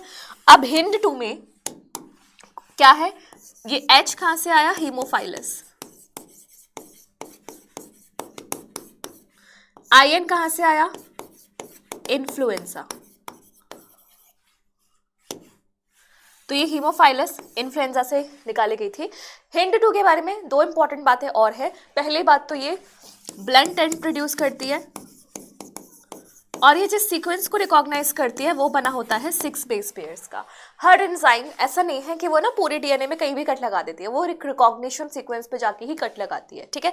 एनसीईआरटी में एक लाइन लिखी हुई है that restriction endonuclease works by inspecting the length of DNA। ये लाइन रिस्ट्रिक्शन एंजाइम्स के लिए लिखी हुई है। जैसे मान लो ये पूरा DNA है, ठीक है, तो इस DNA को पूरा से स्कैन करती है और ये अपना फाइंड करते हैं अपने रिकॉग्निशन साइट्स, जहाँ पे इसको रिकॉग्निशन साइट इसकी मिल जाएगी जो कि स्पेसिफिक होती है, वहीं पे जाके कट क्रिएट कर देती है। तो हमें सबसे पहले ये समझ में आना चाहिए कि रिकॉग्निशन साइट क्या है। बट उससे पहले ये इंपॉर्टेंट बात जो एनसीईआरटी में लिखी हुई है, क्या लिखा हुआ है एनसीईआरटी में? More than 900 restriction enzymes have been isolated from over 230 bacterial strains. 230 bacterial strains की मदद से ही हमने 900 रिस्ट्रिक्शन एंजाइम्स रिकॉग्नाइज कर लिया, आइडेंटिफाई कर लिया, ठीक है। तो स्टेटमेंट बेस्ड में ये आ सकता है। बात करते हैं इनके वर्किंग मैकेनिज्म की। तो ये जिस मैं रिकॉग्निशन सीक्वेंस की बात कर रही थी, ये होता है बच्चों पैलिंड्रोमिक। पैलिंड्रोमिक का मतलब है कि मैं आगे से पढ़ूं या पीछे से पढ़ूं सेम ही नजर आए। जैसे मैडम, इधर से भी मैडम, इधर से भी मैडम, नमन, इधर से भी नमन, इधर से भी नमन, मलयालम, इधर से भी मलयालम, इधर से भी मलयालम। तो इन सीक्वेंसेस को बोलते हैं पैलिंड्रोमिक सीक्वेंस। लेकिन दिक्कत ये है कि पैलिंड्रोमिक सीक्वेंस को हम DNA में कैसे देखें? क्योंकि DNA में तो 2 स्ट्रैंड्स होती है, एक ऊपर एक नीचे। तो तुम्हें क्या करना है? तुम्हें एक फिक्स कर लेना है कि मैं 3' to 5' पढ़ना चाहूंगी या फिर 5' to 3'। तो मैंने फिक्स कर लिया कि मुझे 5' to 3' में पढ़ के जाना है कि कैसे चलेगा। तो हमें तो पता है कि दोनों स्ट्रैंड्स एंटी पैरेलल होते हैं, इसका 5' इधर, इसका 3' इधर, नीचे का 5' इधर, 3' इधर। तो 5' 3' पढ़ो। जैसे सीक्वेंस है GAATTC जो एनसीईआरटी बुक में मेंशन है। यहाँ 5' to 3' जा रही हो तो GAATTC, और वहाँ से 5' to 3' जा रही हो तो भी GAATTC। यानी कि ये जो सीक्वेंस है वो पैलिंड्रोमिक है, and this sequence is the sequence of enzyme कौन सी? EcoR1, ठीक है। तो इस तरीके से तुम्हें रिकॉग्नाइज करना पड़ता है। आगे जो रिस्ट्रिक्शन साइट्स है वो दो तरीके के एंड्स प्रोड्यूस कर सकती हैं अपॉन बीइंग कट, एक है ब्लंट एंड और एक है स्टैगर्ड एंड। तो ब्लंट एंड में क्या होता है, बिल्कुल बीचों बीच से काटा जाता है, तो दो बराबर टुकड़े मिलते हैं और दोनों में ही ना पेयर्ड बेसिस होते हैं, यहाँ पे पेयर्ड बेसिस है। और यहाँ पे क्या है, साइड से कॉर्नर से कट होता है, जैसे इको R1 का एनसीईआरटी में लिखा हुआ है जी और ए के बीच में से कट लगेगा, तो एक एल शेप ये आ गई, एक एल शेप ये आ गई, यहाँ पे अनपेयर्ड बेसिस है। तो किसको अच्छा रहेगा यूज करना इन बायोटेक्नोलॉजी? कौन खाना खाना चाहेगा, जो भूखा है या जिसका पेट भरा हुआ है? ऑब्वियसली जिसको भूख है, इनको भूख है, किसकी भूख है? पेयरिंग करने की। तो स्टैगर्ड एंड्स को ज़्यादातर यूज़ किया जाता है बायोटेक्नोलॉजी में, क्योंकि उससे डीएनए लाइगेज की वर्किंग बहुत आसान हो जाती है। What is DNA ligase? DNA ligase enzyme होती है जो हमारे जीन ऑफ इंटरेस्ट और वेक्टर्स के बीच में जॉइंट्स बनाती है, फॉस्फोराइस्टर बॉन्ड्स बनाती है, ठीक है। तो उसके काम आसान हो जाएगा अगर हम स्टैगर्ड एंड्स को यूज़ करेंगे तो, ठीक है। अब हमें समझना पड़ेगा कि ब्लंट एंड्स बनाने के बाद वेक्टर के साथ कैसे जोड़ते हैं जीन ऑफ इंटरेस्ट। तो देखो यहाँ पे ध्यान से सुनना, ये बीच में हमारा जीन ऑफ इंटरेस्ट, और जीन ऑफ इंटरेस्ट के इधर भी रिकॉग्निशन सीक्वेंस है, इधर भी रिकॉग्निशन सीक्वेंस है। मान लो ये ब्लंट एंड बना रहा है, ऐसा कोई सीक्वेंस नहीं है बट मैंने बनाया है, अपने मन से अज्यूम किया है। इसको बीचों बीच से काटा, ठीक है, बीचों बीच से काटा, यहाँ से भी और यहाँ से भी, और सेम एंजाइम के साथ तुम्हें वेक्टर को भी काटना पड़ेगा ताकि सेम टाइप्स के एंड्स प्रोड्यूस हो। तो इसको भी बीच में से काटा। तो अब काटने के बाद क्या होगा, वेक्टर के पास एक साइड क्या अटैच रह जाएगा, ए ए ए टी टी टी, और इधर क्या अटैच रह जाएगा, टी टी टी ए ए ए। ये तो वेक्टर का है, ठीक है। अब तुमने जो जीन ऑफ इंटरेस्ट का काट के लगाया है वो क्या आएगा, इधर से कट के आएगा, टी टी टी ए ए ए, यहाँ पर ए ए ए टी टी टी, और बीच में क्या आ जाएगा तुम्हारा जीन ऑफ इंटरेस्ट जो वहाँ से आया है, ये ऐसे, ये जीन ऑफ इंटरेस्ट लग जाएगा, ठीक है। तो ये जो तुमने अभी अभी बनाया है, what is it, it is your rDNA, जहाँ पे वेक्टर भी है और तुम्हारा जीन ऑफ इंटरेस्ट भी है। वही अगर मुझे स्टैगर्ड एंड के साथ बनाना होता तो मुझे सेम एंजाइम से तो अपने वेक्टर को काटना पड़ेगा और सेम एंजाइम से अपने किसको काटना पड़ेगा, जीन ऑफ इंटरेस्ट को। तो काटने के बाद क्या होगा, यहाँ से कट लगेगा, so it is going to be G C T T A A, ठीक है। और यहाँ क्या आ जाएगा, ए ए टी टी सी जी, ठीक है। एक एल इधर बनेगा, एक एल उधर बनेगा।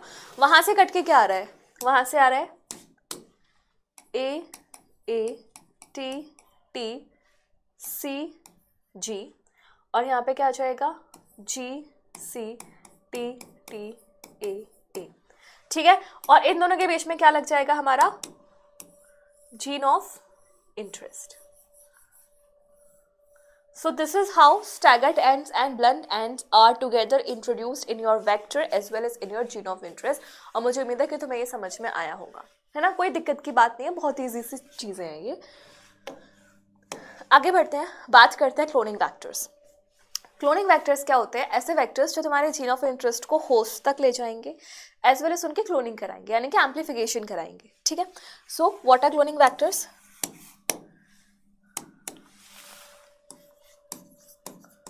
DNA molecules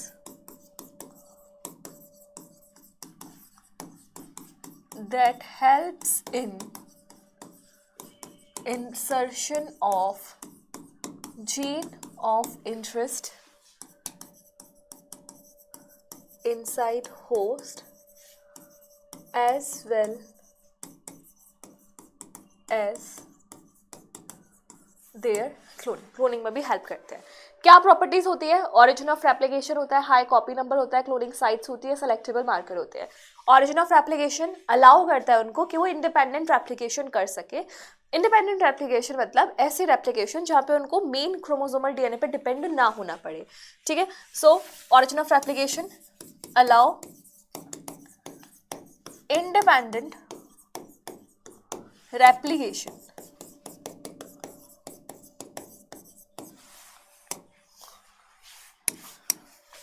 एग्जाम्पल क्या क्या है इसका, एक तो प्लाज्मिड,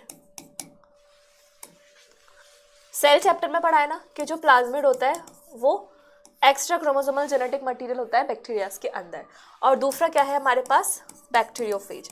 तो इन दोनों ही चीज़ों को हम यूज़ कर सकते हैं एज अ वेक्टर, ठीक है। दूसरी इंपॉर्टेंट चीज हाई कॉपी नंबर, मतलब ऐसा ना हो कि तुम जीन ऑफ इंटरेस्ट को होस्ट में भेज दियो, वहां पे जाके उसकी एक ही कॉपी बन रही है, उसकी कॉपी बहुत सारी बननी चाहिए, मतलब कि हंड्रेड्स में तो एटलीस्ट बननी चाहिए। तो किसकी कितनी कॉपी नंबर बनेंगी डिपेंड करता है हमारे ऑरिजिन ऑफ रेप्लिकेशन पे। सो ये भी नीट के लिए इंपॉर्टेंट लाइन है, high copy number, only copy number depends upon और आए, यानी कि origin of replication. Then cloning sites, cloning sites वही होती है रिकॉग्निशन साइट्स, जहाँ पे कट लगा के हम अपना क्लोन करवाएंगे, मतलब अपने जीन ऑफ इंटरेस्ट को इंसर्ट करवाएंगे। और सेलेक्टेबल मार्कर, ठीक है। सेलेक्टेबल मार्कर मैं थोड़ा सा डिटेल में बताती हूँ। सेलेक्टेबल मार्कर बेसिकली वो चीज़ें होती हैं अपने वैक्टर में जो हेल्प करती है to identify transformant versus non transformant और रिकॉम्बिनेंट वर्सेस नॉन रिकॉम्बिनेंट। अभी के लिए तुम इस चीज़ को बस सुन लो, रट लो, ये मैं समझाऊंगी डिटेल में जब हम PBR 322 वाला पूरा स्ट्रैटेजी अपनाएंगे। तो सेलेक्टेबल मार्कर में एग्जांपल आ सकता है antibiotic resistance gene for this.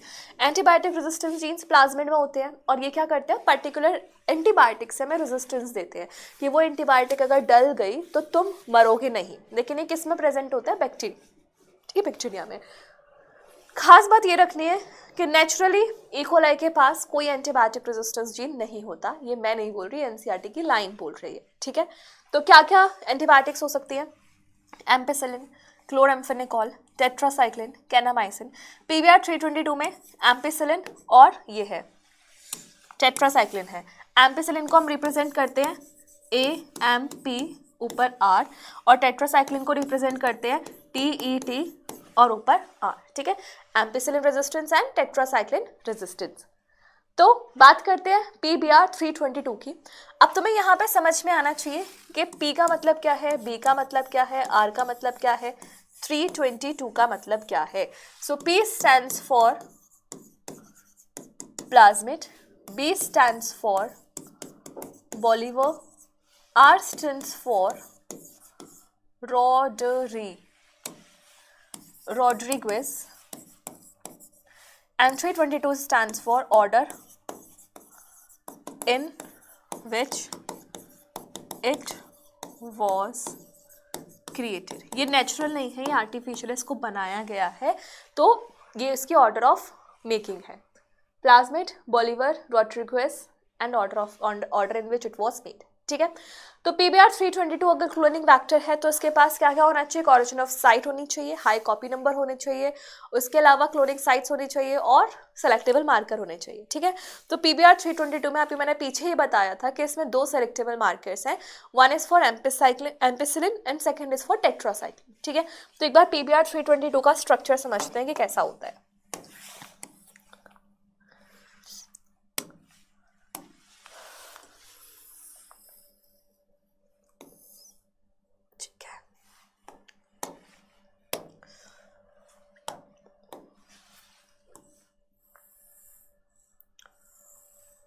नहीं,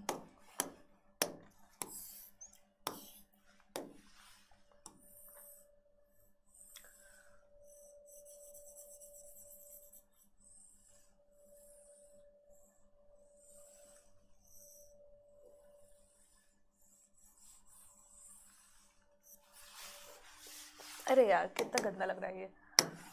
एक सेकंड बच्चों, एक है हमारा ऐसे,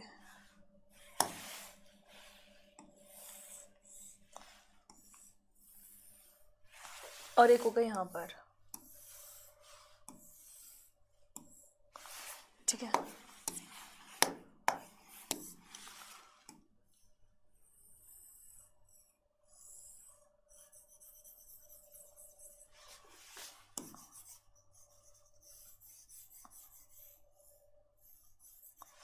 ठीक है, इसके अलावा यहाँ पे प्रेजेंट होगी एक ऑरिजिन ऑफ रेप्लिकेशन,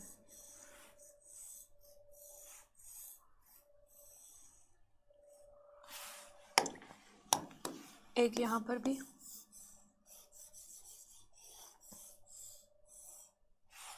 और 3 पॉइंट्स ऊपर भी।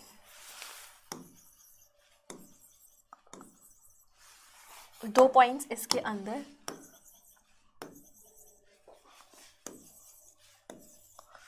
ठीक है, अब बारी आती है इसको नाम देने की। ठीक है, इसको नाम देते हैं और बात करते हैं कि डिफरेंट डिफरेंट पार्ट्स का क्या मतलब है।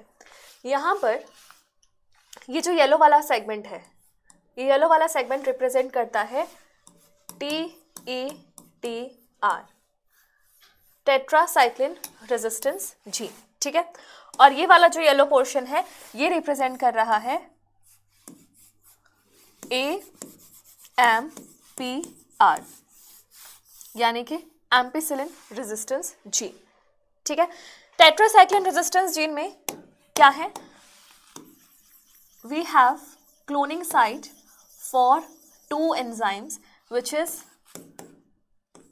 BAMH1 and SAL1, BAMH1 and SAL1। ठीक है, एम्पिसिलिन में क्या है, यहां भी 2 साइट्स हैं, PVU1 PST1, और यहाँ पर एक ये क्या था, ऑरिजिन ऑफ रेप्लिकेशन, और ये है हमारा रोप जीन। ठीक है, और रोप जीन के अंदर भी एक रिस्ट्रिक्शन साइट है, इसका नाम है क्या,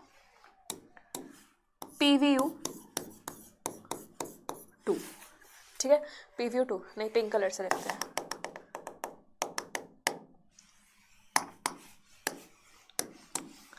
दिस इज PVU2। ठीक है, यहाँ पे ROP का भी मतलब होता है, इसकी फुल फॉर्म है जो NCERT में डायग्राम के नीचे वाली लेबलिंग में लिखी हुई है, and ROP stands for replication of plasmid, plasmid का रेप्लिकेशन कंट्रोल करने वाला जीन। ठीक है, ऊपर 3 है, इन तीनों का नाम क्या क्या है ये भी सुन लो, EcoR1, CLA1, HIND3। ठीक है, EcoR1, CLA1, HIND3, ये पूरा स्ट्रक्चर किसका है, PBR322 जीन्स का। अब यहाँ पर पिंक कलर से मैंने जो भी मेंशन किए हुए हैं, पिंक कलर वाले सारे क्लोनिंग साइट्स है, रिस्ट्रिक्शन साइट्स है, तो तुम किस वाले रिस्ट्रिक्शन साइट्स को चूज करना चाहोगे इतने सारे ऑप्शंस में से। हाँ, हमेशा कोशिश करनी चाहिए कि हम उन रिस्ट्रिक्शन साइट्स को चूज करें जो सेलेक्टेबल मार्कर के अंदर हो। क्यों हो, वो भी इसका भी रीज़न है, वो मैं तुम्हें अभी समझाऊंगी। तो यानी कि हमें या तो ये वाली चूज़ करनी चाहिए या फिर ये वाली चूज़ करनी चाहिए, और मैंने चूज़ करा मान लो कि BAMH1। ठीक है, यानी कि अब मेरा फोकस किस पर रहने वाला है, my focus will be on ये टेट्रासाइक्लिन रेजिस्टेंस जीन के अंदर। ठीक है, मैं यहाँ पे लिख देती हूँ, इट इज चूजन BAMH1। ठीक है, अब मैं इसके अंदर काम करने जा रही हूँ। तब होता क्या है ना, ऐसा नहीं है कि तुमने हाथों से अपना एक एक जीन ऑफ इंटरेस्ट निकाल के वेक्टर में डाल रहे हो, ऐसा नहीं होता।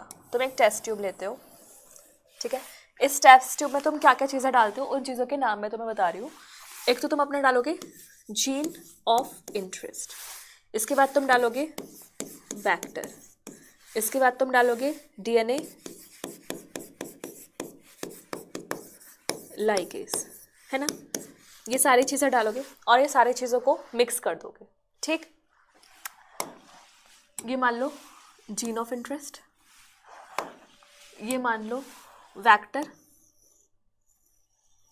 ठीक है, और DNA लाइगेज एंजाइम। तो अब क्या क्या पॉसिबिलिटीज़ हैं, क्या क्या पॉसिबिलिटीज़ हैं कि जो तुम्हारा होस्ट है, बैक्टीरिया है, वो क्या क्या लेगा। देखो 3 टाइप्स की पॉसिबिलिटीज़ हैं, 1 2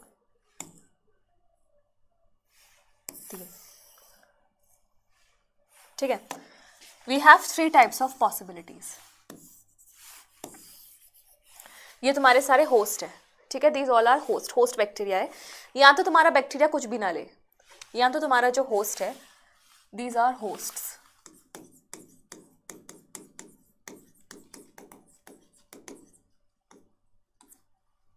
ठीक है, या तो हमारा बैक्टीरिया कुछ भी ना ले, या फिर बैक्टीरिया एक ऐसा वेक्टर ले ले जो खुद के साथ ही जुड़ चुका हो, सेल्फ लाइगेटेड वेक्टर। क्या बोलेंगे इसको, सेल्फ लाइगेटेड वेक्टर, जो खुद से ही जुड़ गया हो जो वेक्टर, या फिर क्या हुआ होगा, इसके पास ऐसा वेक्टर गया जिसमें हमारा जीन ऑफ इंटरेस्ट भी मौजूद है, ठीक है, यानी कि इसके पास क्या गया है हमारा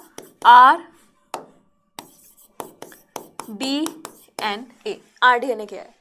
तो अब क्या होगा, देखो अगर बैक्टीरिया कोई भी foreign piece of DNA engulf कर ले तो उसे कहा जाता है ट्रांसफॉर्मेशन। तो जिसने किया वो ट्रांसफॉर्मेंट हो जाएगा, जिसने नहीं किया वो नॉन ट्रांसफॉर्मेंट हो जाएगा। तो यहाँ ये वाले केस में ये वाला ऑर्गेनिज्म कैसा हो जाना है, this is going to B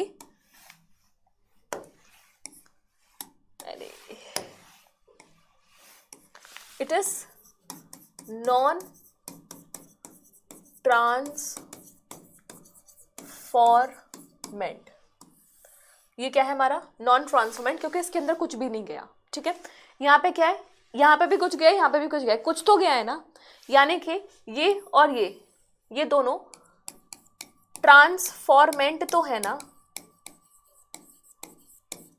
ठीक है, क्यों, क्योंकि इसके अंदर कुछ ना कुछ तो गया है ना, चाहे वो कुछ भी गया हो। अब इसमें से भी अगर तुम्हारे अंदर रिकॉम्बिनेंट डीएनए गया हुआ है तो तुम हो रिकॉम्बिनेंट, अगर नहीं किया तो तुम हो नॉन रिकॉम्बिनेंट। तो ट्रांसफॉर्मेंट में भी ये वाली जो कैटेगरी है ये कैसी है, नॉन रिकॉम्बिनेंट ट्रांसफॉर्मेंट, क्योंकि ट्रांसफॉर्म तो हुआ है लेकिन रिकॉम्बिनेंट अंदर नहीं गया, रिकॉम्बिनेशन वाला डीएनए नहीं गया। और ये वाला क्या हो जाएगा, इट विल बी रिकॉम्बिनेंट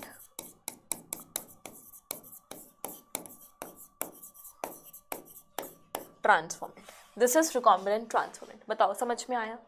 तुम्हारे पास ये 3 पॉसिबल केसेस हैं, या तो कुछ भी ना गया हो या कुछ गया हो। अगर गया है तो ट्रांसफॉर्मेंट, उसमें से भी अगर तुम्हारा केवल वेक्टर ही चला गया तो नॉन रिकॉम्बिनेंट ट्रांसफॉर्मेंट, और अगर रिकॉम्बिनेंट डीएनए चला गया तो रिकॉम्बिनेंट ट्रांसफॉर्मेंट। अब तुम्हें सेलेक्ट करना है किसको, पहले ट्रांसफॉर्मेंट को नॉन ट्रांसफॉर्मेंट से, और उसके बाद रिकॉम्बिनेंट ट्रांसफॉर्मेंट को नॉन रिकॉम्बिनेंट ट्रांसफॉर्मेंट से, ठीक है। तो यानी कि अब बारी आती है सिलेक्शन की, जिसमें हम देखेंगे यूज ऑफ सेलेक्टेबल मार्कर्स।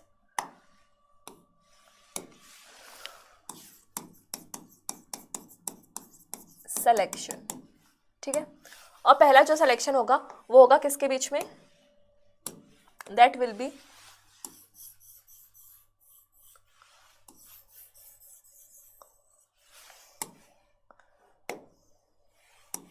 ठीक है, that will be between transformant versus non transformant, ठीक है। तो वही तुम्हारे पास 3 केसेस थे।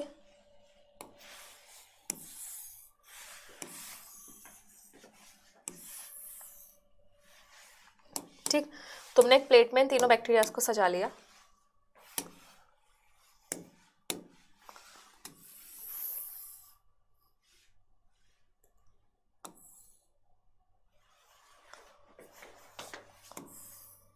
ठीक है।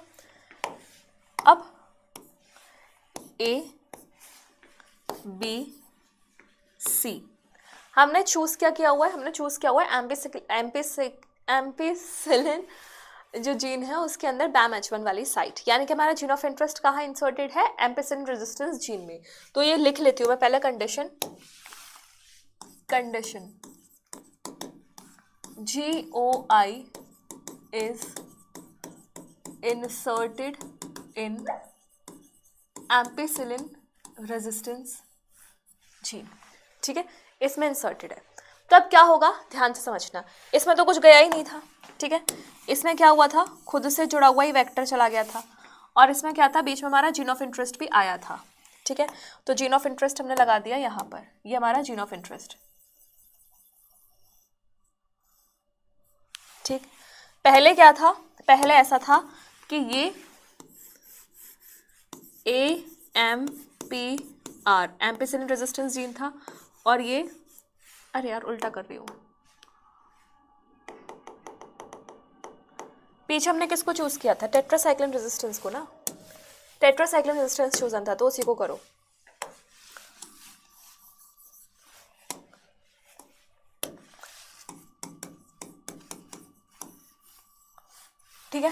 हाँ, तो अब ऑरेंज से बना लेते हैं कि ये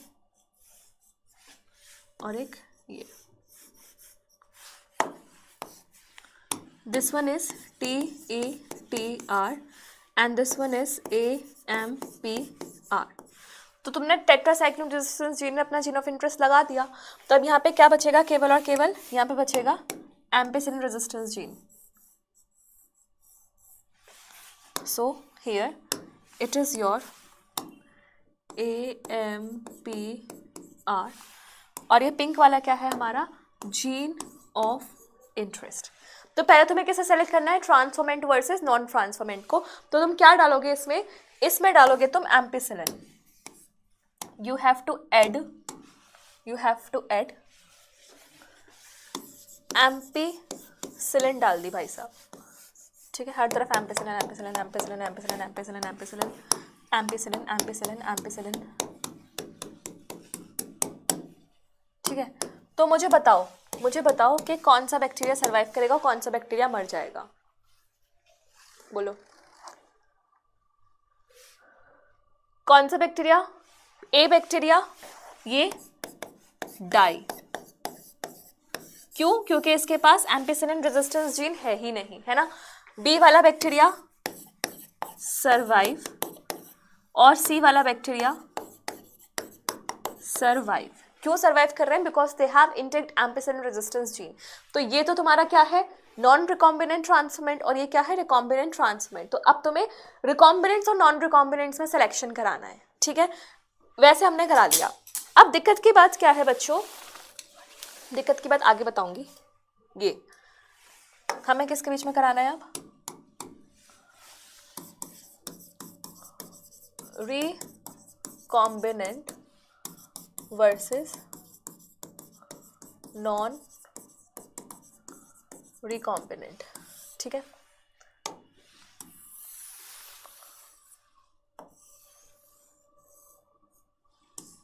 रिकॉम्बिनेंट वर्सेस नॉन रिकॉम्बिनेंट. तो वही कर लिया, वही कंडीशन ले आए.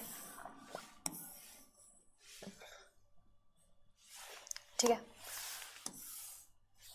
लेकिन इस बार तुम्हारे पास केवल 2 ही बैक्टीरियल स्ट्रेन्स होंगे क्योंकि रिकॉम्बिनेंट वो वाला जो हमने हटा दिया, नॉन ट्रांसमेंट वाला हमने हटा दिया. ठीक है, तो एक बैक्टीरिया ये हो जाएगा और एक बैक्टीरिया ये हो जाएगा. ठीक है, ये 2 बैक्टीरिया आ गए हमारे पास. अब इस वाले बैक्टीरिया में क्या हो रहा था? Self ligated vector. और इस वाले बैक्टीरिया में वेक्टर भी था और इसमें हमारे पास जीन ऑफ इंटरेस्ट भी लगा हुआ था. ये जीन ऑफ इंटरेस्ट. ठीक है, और यहां पर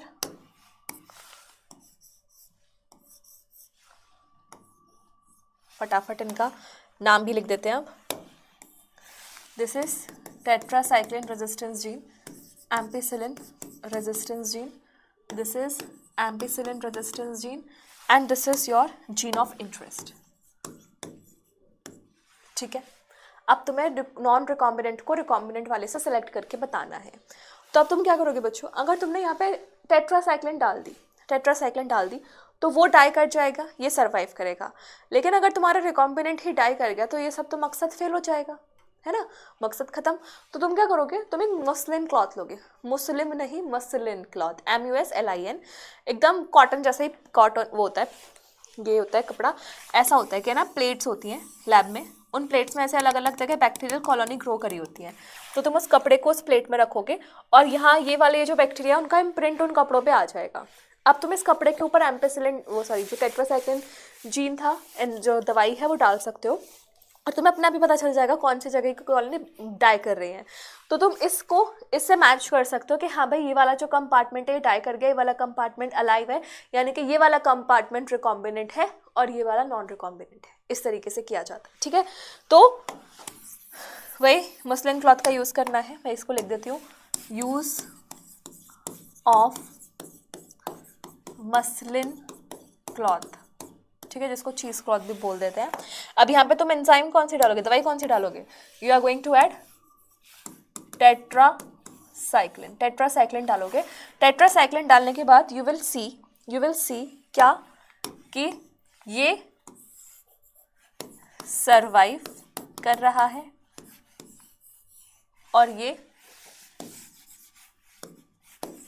डाई कर रहा है, और ये डाई कर रहा है, it means it is the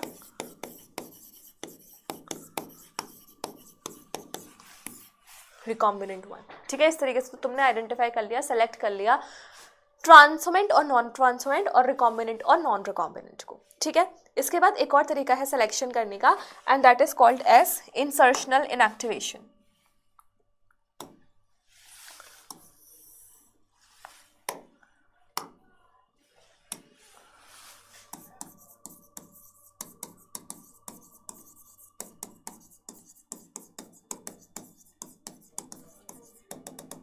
देखो यहाँ पे क्या है, हमारे पास एक वेक्टर है,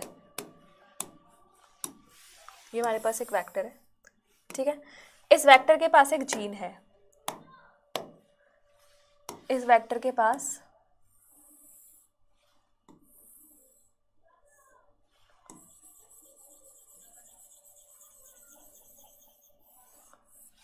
और एक ऑरिजिन ऑफ रेप्लिकेशन है, ये मान लो ऑरिजिन ऑफ रेप्लिकेशन है। ठीक है, so this is origin of replication, और ये जो जीन है ये है फॉर एंजाइम बीटा गैलेक्टोसाइडेज। ठीक है, बीटा गैलेक्टोसाइडेज एंजाइम है, और बीटा गैलेक्टोसाइडेज एंजाइम क्या करती है, ये एंजाइम क्रोमोजेनिक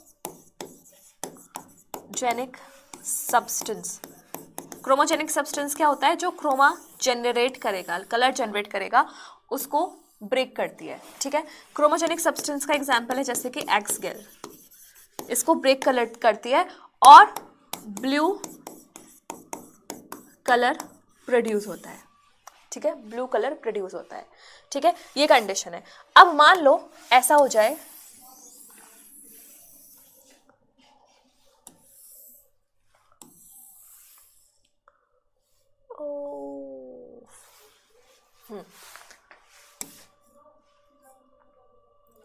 मान लो ऐसा हो जाए कि हम इस वाली जगह पे अपना इंसर्ट कर दें जीन ऑफ इंटरेस्ट। अगर हमने gene of interest beta galactosidase enzyme के अंदर इंसर्ट कर दिया तो क्या ब्लू कलर बनेगा? नहीं बनेगा। तुम कितना भी क्रोमोजेनिक सब्सटेंस डालो, ब्लू कलर नहीं बनेगा, और बदले में क्या बन जाएगा, वाइट कलर की कॉलोनीज। तो अगर ब्लू कलर की कॉलोनीज बन रही हैं तो यहां से तुम बता सकते हो कि ये नॉन रिकॉम्बिनेंट है, और अगर व्हाइट कलर की कॉलोनीज बन रही है तो तुम बता सकते हो कि ये रिकॉम्बिनेंट है। And this is what we call insertional inactivation, यानी कि तुमने इंसर्ट करके इनएक्टिव किया है उस जीन के एक्सप्रेशन को। ठीक है, ये जो वेक्टर है, इस वेक्टर का नाम है बच्चों PUC18। ठीक है, P से प्लाज्मिड, UC से यूनिवर्सिटी ऑफ कैलिफोर्निया। ठीक, एनसीईआरटी में इसका नाम नहीं दिया हुआ, बस ऐसे ही, बस इतना बता रही हूँ कि PBr 322 नहीं है, ये अलग प्लाज्मिड है। आया समझ में? चलो आगे बढ़ते हैं। इसके बाद बात करते हैं cloning vector in plants. Plants में अलग क्लोनिंग वेक्टर यूज होगा, एनिमल्स में अलग क्लोनिंग वेक्टर यूज होगा। तो देखो होता क्या है, जनरली हमारे जो डाइकॉट प्लांट्स होते हैं, ये हमारे जो डाइकॉट प्लांट्स हैं, उनमें एक बीमारी होती है crown gall disease, tumour formation हो जाता है उसमें। ठीक है, उस ट्यूमर को कॉज करने वाला जो बैक्टीरिया होता है उसका नाम होता है एग्रोबैक्टीरियम ट्यूमिफेशियंस। तो अब एक बार समझते हैं कि कैसे काम करता है वो बैक्टीरिया। This is bacteria. ठीक है, और इस बैक्टीरिया के अंदर एक प्लाज्मिड होता है विच इज TI प्लाज्मिड, ऐसे। ठीक है, ये इस प्लाज्मिड का भी एक स्पेसिफिक सीक्वेंस होता है जिसको हम बोलते हैं tDNA, ये इस तरीके से।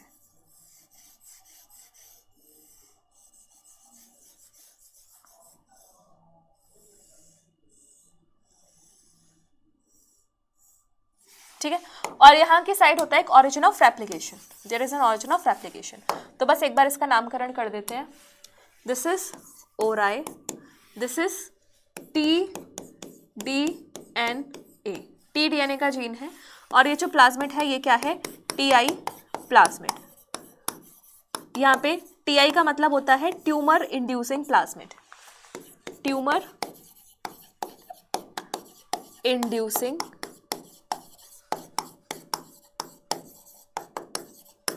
प्लाज्मिड। ठीक है, ये जो बैक्टीरिया है, इस बैक्टीरिया का नाम है, this is agrobacterium tumefaciens. Agrobacterium tumefaciens ये बैक्टीरिया है जिसके अंदर ये टीडीएनए या टीआई प्लाज्मिड होता है। और जब ये इंजेक्ट होता है एक प्लांट में, ध्यान रखना ये प्लांट भी कौन सा होगा, डाइकॉट प्लांट। डाइकॉट प्लांट होता है ये ऐसे,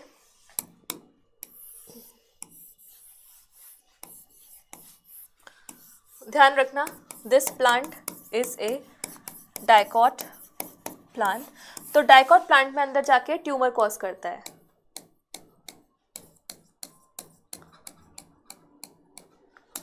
ये सब ट्यूमर छोटे छोटे लगता है गांठें बन गई हैं।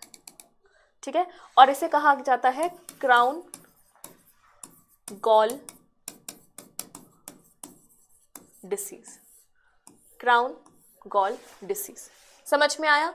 तो क्या हो, मैं ऐसा कर दूं कि टीडीएनए के अंदर ये अपना जीन ऑफ इंटरेस्ट डाल दूं, तो उससे क्या हो जाएगा, ये पैथोजेनिसिटी लूज कर देगा। तो यहाँ पे क्या करते हैं हम अपना जीन ऑफ इंटरेस्ट कहाँ डाल देते हैं, टीडीएनए के अंदर इंसर्ट कर देते हैं। ठीक है, अब ऐसे क्या होगा, ये अपनी पैथोजेनिसिटी लूज कर देगा और इस टाइप के वेक्टर को कहा जाता है डिसआर्म्ड वेक्टर। ठीक है, वही अगर मैं बात करूं क्लोनिंग वेक्टर इन एनिमल्स, तो वेक्टर्स के अंदर जो क्लोनिंग वेक्टर है वो थोड़ा सा अलग हो जाता है। ठीक है, एक बार देखते हैं वैसा वो कैसा होता है। अगर मुझे क्लोनिंग वेक्टर यूज करना है एनिमल्स में, तो एनिमल्स में जो हम क्लोनिंग वेक्टर यूज करते हैं दैट इज अ रेट्रोवायरस। ठीक है, किसी भी वायरस को रेट्रोवायरस तब कहा जाता है जब वो करता है रिवर्स ट्रांसक्रिप्शन, जहां पर उसका main genetic material is RNA, but वो रिवर्स ट्रांसक्रिप्शन करके उसको कॉम्प्लीमेंट्री डीएनए में कन्वर्ट करता है। ठीक है, तो रेट्रोवायरस भी वही है, इसकी जो पैथोजेनिसिटी है उसको तुम हटा दो तो उसे कहा जाता है डिसआर्म्ड वेक्टर। तो यानी कि तुम्हें एक नया कंसेप्ट यहाँ से समझने को आया, and that new concept is about disarmed vector. Disarmed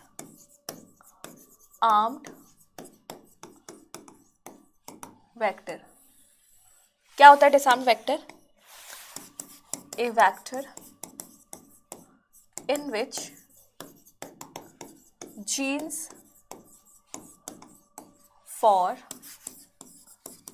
pathogenicity are removed by insertional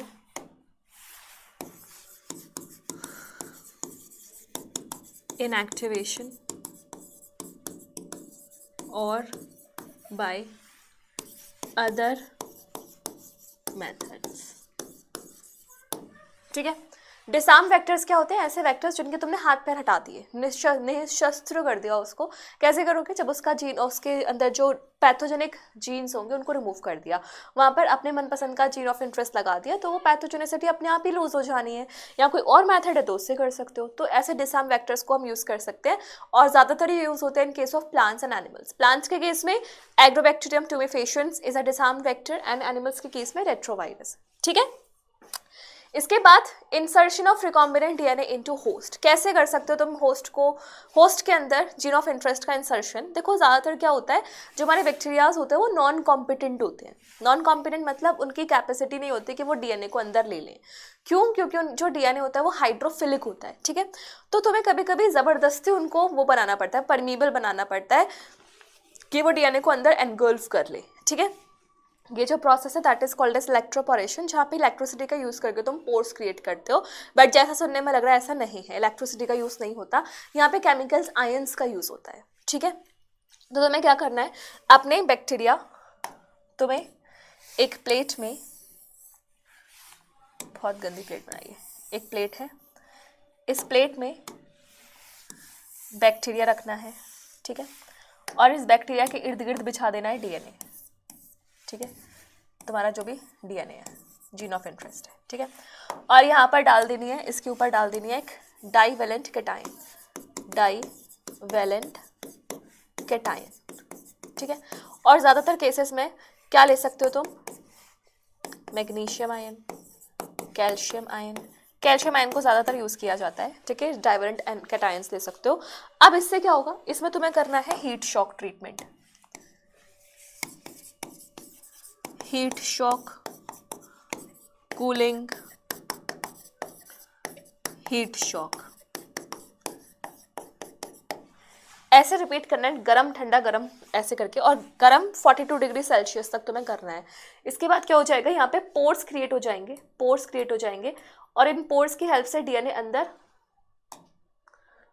ये और हो गया, ठीक है, इन पोर्स की हेल्प से डीएनए अंदर इंसर्ट हो जाएगा, ठीक है। So this is how you had made a bacteria competent and host, ताकि जिसके अंदर आसानी से तुम्हारा जीन ऑफ इंटरेस्ट जा सके। दूसरा मेथड क्या है, दूसरा मेथड इज माइक्रो इंजेक्शन, ठीक है। पहले ये याद रखना पड़ेगा कि माइक्रो इंजेक्शन किसके लिए यूज होता है, तो ये एनिमल्स के लिए यूज होता है, सिंपल है। एनिमल सेल के अंदर तुम्हें फाइन इंजेक्शन जैसे चीज का यूज करना है जिसमें तुम अपने जीन ऑफ इंटरेस्ट को डाल दिए हो, ठीक है। क्या है ये अपना जीन ऑफ इंटरेस्ट। बायोलिस्टिक या फिर जीन गन, ये प्लांट्स के लिए यूज करना है, दिस इज फॉर प्लांट्स। यहां पे तुम्हें सेम ऐसे गन टाइप यूज करनी है, लेकिन यहां पे तुम्हें यूज करना है कुछ एक्स्ट्रा। ये क्या है, ये टंगस्टन या फिर गोल्ड से बने हुए पार्टिकल्स हैं जिनके ऊपर तुमने अपना जीन ऑफ इंटरेस्ट लगा दिया है, this is gene of interest. और इस चीज को तुम हाई स्पीड से, हाई वेलोसिटी से प्रोजेक्ट कर रहे हो, ठीक है। तो टंगस्टन या फिर गोल्ड का बना हुआ सब्सटेंस है जिसके ऊपर तुमने जीन ऑफ इंटरेस्ट को कोट कर दिया है, और हाई वेलोसिटी से तुम उसको भेज रहे हो किसके अंदर, प्लांट्स के अंदर।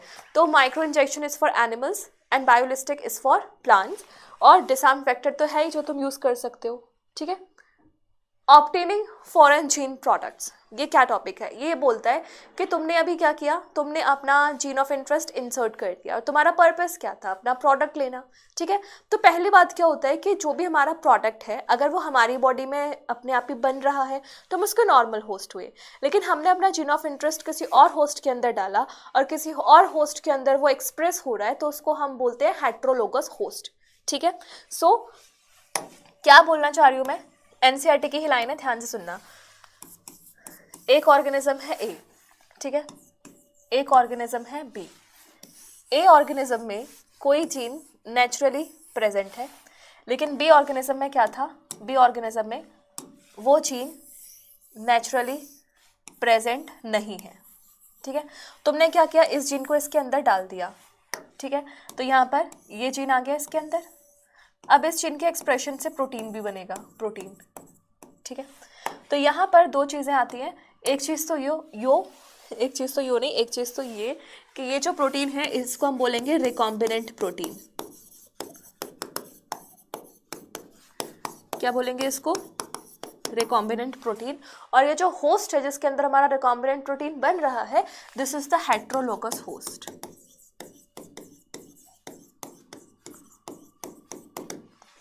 ठीक है, इसे हेट्रोलोगस होस्ट बोलते हैं। तो अब हमें अपने प्रोटीन को ही एक्सप्रेस करवाना है, तो कैसे कैसे कर सकते हैं उसको समझो। सबसे पहले हम करते हैं स्मॉल स्केल प्रोडक्शन, अगर तुम्हें चाहिए छोटे स्केल पे, फॉर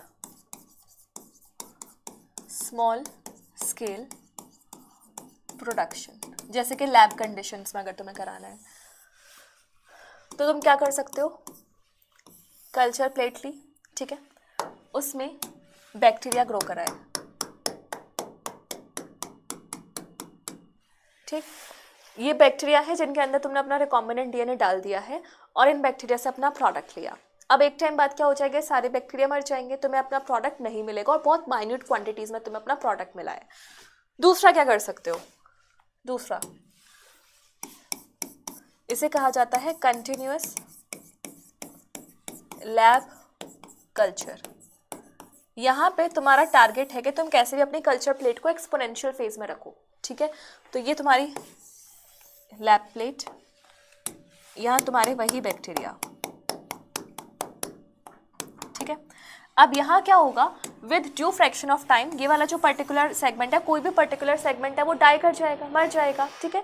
तो उसके बाद क्या होगा, तुम्हें अपना जीन ऑफ इंटरेस्ट का जो प्रोडक्ट है वो नहीं मिलेगा। तो तुम्हें क्या करना है, तुम्हें कुछ नहीं करना, यहाँ से तो अपने प्रोडक्ट्स लेने हैं। इसको हटाती हूँ।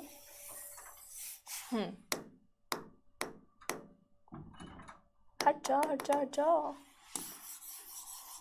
लो भाई,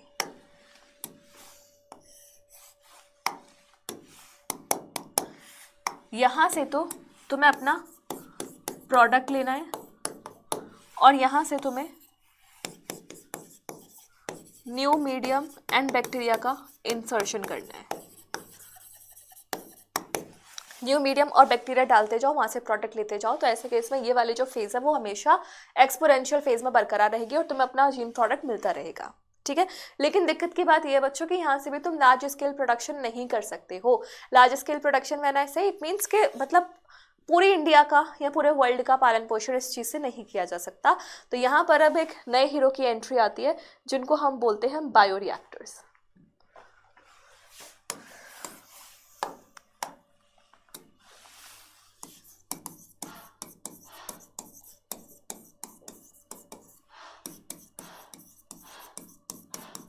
फॉर लार्ज स्केल प्रोडक्शन क्या यूज़ करते हैं हम, बायो रिएक्टर्स। ऐसे समझ लो बड़े बड़े कुकर्स हैं, इन कुकर में तुम अपना रॉ मटेरियल डालोगे, यहाँ पे सारी प्रोसेसिंग होगी, ऑप्टिमम टेम्परेचर, ऑप्टिमम पीएच, सारी चीज़ें ऑप्टिमम रखनी है और उसके बाद तुम अपना जो भी अपना डिज़ायर्ड प्रोडक्ट्स है उसको सेपरेट आउट कर सकते हो। जितना इजीली मैंने बोल दिया, ऑब्वियसली बात है डायग्राम से तुम्हें समझ में आ रहा होगा, उतना ईजी टास्क नहीं है ना। तो बायोरिएक्टर्स का प्रोडक्शन तुम मतलब यूज़ कब करना है, जब लार्ज स्केल प्रोडक्शन चाहिए। जैसे मान लो approximately you need 1000 litre production, ठीक है। इतना लार्ज लेवल का जो प्रोडक्शन है वो कौन कर सकता है, वो कर सकता है केवल और केवल बायोरिएक्टर्स। तो एनसीईआरटी के अकॉर्डिंग ये कुछ बायोरिएक्टर्स बनाए हुए थे एनसीईआरटी में। This is stirred tank bioreactor and this is sparged stirred tank bioreactors. Basically यहाँ पे क्या होता है, पहले तो ये देखो कि ये जो कर्व्ड बेस वाला जो बायोरिएक्टर है वो ज़्यादा अच्छा होता है क्योंकि उसमें ना मिक्सिंग करना आसान होता है। तो तुम्हें यहाँ पे पहली बात तो लेबलिंग इंपॉर्टेंट है, लेबलिंग पूछ ली जाती है। तो यहाँ पर तुम्हें पता होना चाहिए कि एक एसिड बेस कंट्रोलर होगा पीएच के लिए, स्टीम होगी ताकि स्टेरिलाइज्ड रहे, कंटामिनेशन ना हो। इसके अलावा एक मोटर होगी जिससे सारी स्टिरिंग चलती रहेगी। ये फोम ब्रेकर, जो फोम बन जाती है उसके लिए, फ्लैट ब्लेडेड, ये सब तुम्हें नहीं देखना। और ये देखना है कल्चर ग्रोथ, ये पूरा कल्चर है जिसमें तुमने अपनी सारी चीज़ें डाली हुई है और यहाँ से तुम स्टेराइल एयर दे रहे हो। वो स्टेराइल एयर होमोजेनियस तरीके से सारे कॉर्नर्स तक पहुँच जाए, इसलिए you need to stir it. ऐसे मथते हैं ना, उस टाइप से करना होगा। और यहाँ पे क्या है, यहाँ पर तुम्हारे ये bubbles dramatically increase oxygen surface area. यहाँ पर नीचे की तरफ जो बबल्स लगे हुए हैं, यहाँ पे बबल्स बनाना है तुम्हें। बबल्स बनाने से क्या होगा, वो एयर का प्रॉपर मिक्सिंग हो जाएगी। तो ज़्यादातर जो यूज़ होता है वो स्टिर टैंक बायोरिएक्टर्स ही होते हैं और ये स्टिर टैंक बायोरिएक्टर्स का ही दूसरा टाइप है स्पार्ज। यहाँ पे एयर बबल्स बनाने में ज़्यादा बिलीव किया जाता है फॉर प्रॉपर मिक्सिंग। तो अगर तुमसे कभी कोई पूछे नीट में कि most used form of bioreactors क्या है, तो वो स्टिर्ड टाइप बायोरिएक्टर्स होंगे, ठीक है। और भी बहुत सारे टाइप्स हैं बट यही वाला है। इसके बाद जो हमारा लास्ट टॉपिक बचता है that is down stream processing. Down stream processing. Down stream processing मतलब तुमने ना अपना सारा फॉरेन जीन प्रोडक्ट ऑब्टेन कर लिया, तुमने अपने बायोरिएक्टर्स में अपनी सारी चीज़ें कर ली, लेकिन अब आगे क्या, मार्केट लॉन्च से पहले उसमें कुछ काम भी तो करना पड़ेगा ना। क्या करना पड़ेगा, पहले उसको एक्सप्रेस कराया, उसको प्रिजर्वेटिव्स में ऐड किया, उसके क्लिनिकल ट्रायल्स कराए, उसको चेक किया कि सारी चीज़ें सही हैं नहीं सही हैं, प्रिजर्वेटिव्स वगैरह डाले। ये सारी की सारी चीज़ें ही तो तुम्हारी फाइनल मार्केट लॉन्च से पहले की चीज़ें हैं। तो ये सारी चीज़ें डाउन स्ट्रीम प्रोसेसिंग कहलाती है। लेकिन एनसीईआरटी के हिसाब से डाउन स्ट्रीमिंग प्रोसेसिंग में दो इंपॉर्टेंट चीज़ें आती हैं, एक तो तुम्हारा प्रोडक्ट का एक्सप्रेशन और दूसरा उसमें प्रिजर्वेटिव्स का एडिशन, ठीक है। तो ये डाउन स्ट्रीम प्रोसेसिंग है, मतलब जो भी तुम कर रहे हो after obtaining your product obtaining के बाद स्टार्ट होती है सारी चीज़ें, ठीक है। प्यूरिफिकेशन, मैं क्या बोल रही थी, प्रिजर्वेशन नहीं, प्यूरिफिकेशन है, ठीक है, प्यूरिफिकेशन करना है उसका, सेपरेशन करना है, ये चीज़ें आती हैं। तुमने अपना प्रोडक्ट तो ऑब्टेन कर ही लिया बायो रिएक्टर्स में, अब उसको सेपरेट कैसे कर रहे हो, प्यूरिफाई कैसे कर रहे हो, दैट इज डाउनस्ट्रीम प्रोसेसिंग। इसके अलावा प्यूरिफायर सेपरेट करने के बाद उसको तुम्हें क्लिनिकल ट्रायल्स लेने पड़ेंगे, प्रिजर्वेटिव्स लेने पड़ेंगे, क्वालिटी कंट्रोल टेस्टिंग करनी पड़ेगी, ये सारी चीज़ें। तो सबसे पहले जो इंपॉर्टेंट स्टेप है वो क्या है,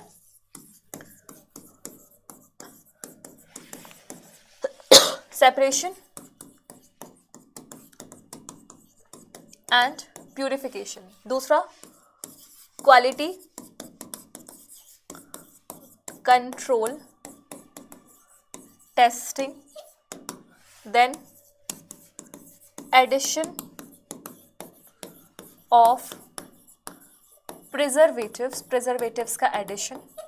उसके अलावा क्या है, क्लिनिकल ट्रायल्स, और क्लिनिकल ट्रायल्स के बाद फाइनली मार्केट लॉन्च, ये सारी चीज़ें आती हैं।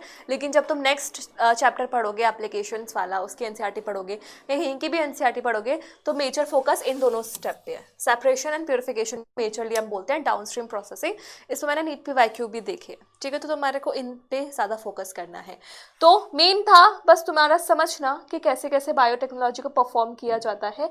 ये बाकी चीज़ें जो लास्ट की हैं, ऑब्टेनिंग फॉरेन जीन प्रोडक्ट वगैरह, इतना खास इंपॉर्टेंट वैसे नहीं है। बायो रिएक्टर वाला पोर्शन थोड़ा सा इंपॉर्टेंट है, स्पेशली लेबलिंग और कौन सा टाइप का बायो रिएक्टर सबसे ज़्यादा यूज़ होता है, किस मेथड से किस में अपना फॉरेन जीन प्रोडक्ट ने अपना जीन ऑफ इंटरेस्ट डाल सकते हो, वो भी इंपॉर्टेंट है, और अपना वो PBR 322 वाला तो इंपॉर्टेंट है ही है, ठीक है। तो मुझे उम्मीद है तुम्हें ये चैप्टर समझ में आया होगा। इस चैप्टर को समझो, अच्छे से एनालाइज करो, बुक से भी रीड करो, उसके बाद फिर नेक्स्ट चैप्टर पे स्विच करना, which is applications of biotechnology. क्योंकि एप्लीकेशन समझने से पहले तुम्हें समझ में आना चाहिए कि बायोटेक्नोलॉजी है क्या और कैसे किया जाता है, ठीक है। So this was all for the biotechnology principles and processes. Will meet you soon with the next part of this chapter which is applications. तब तक bye bye, take care and study hard.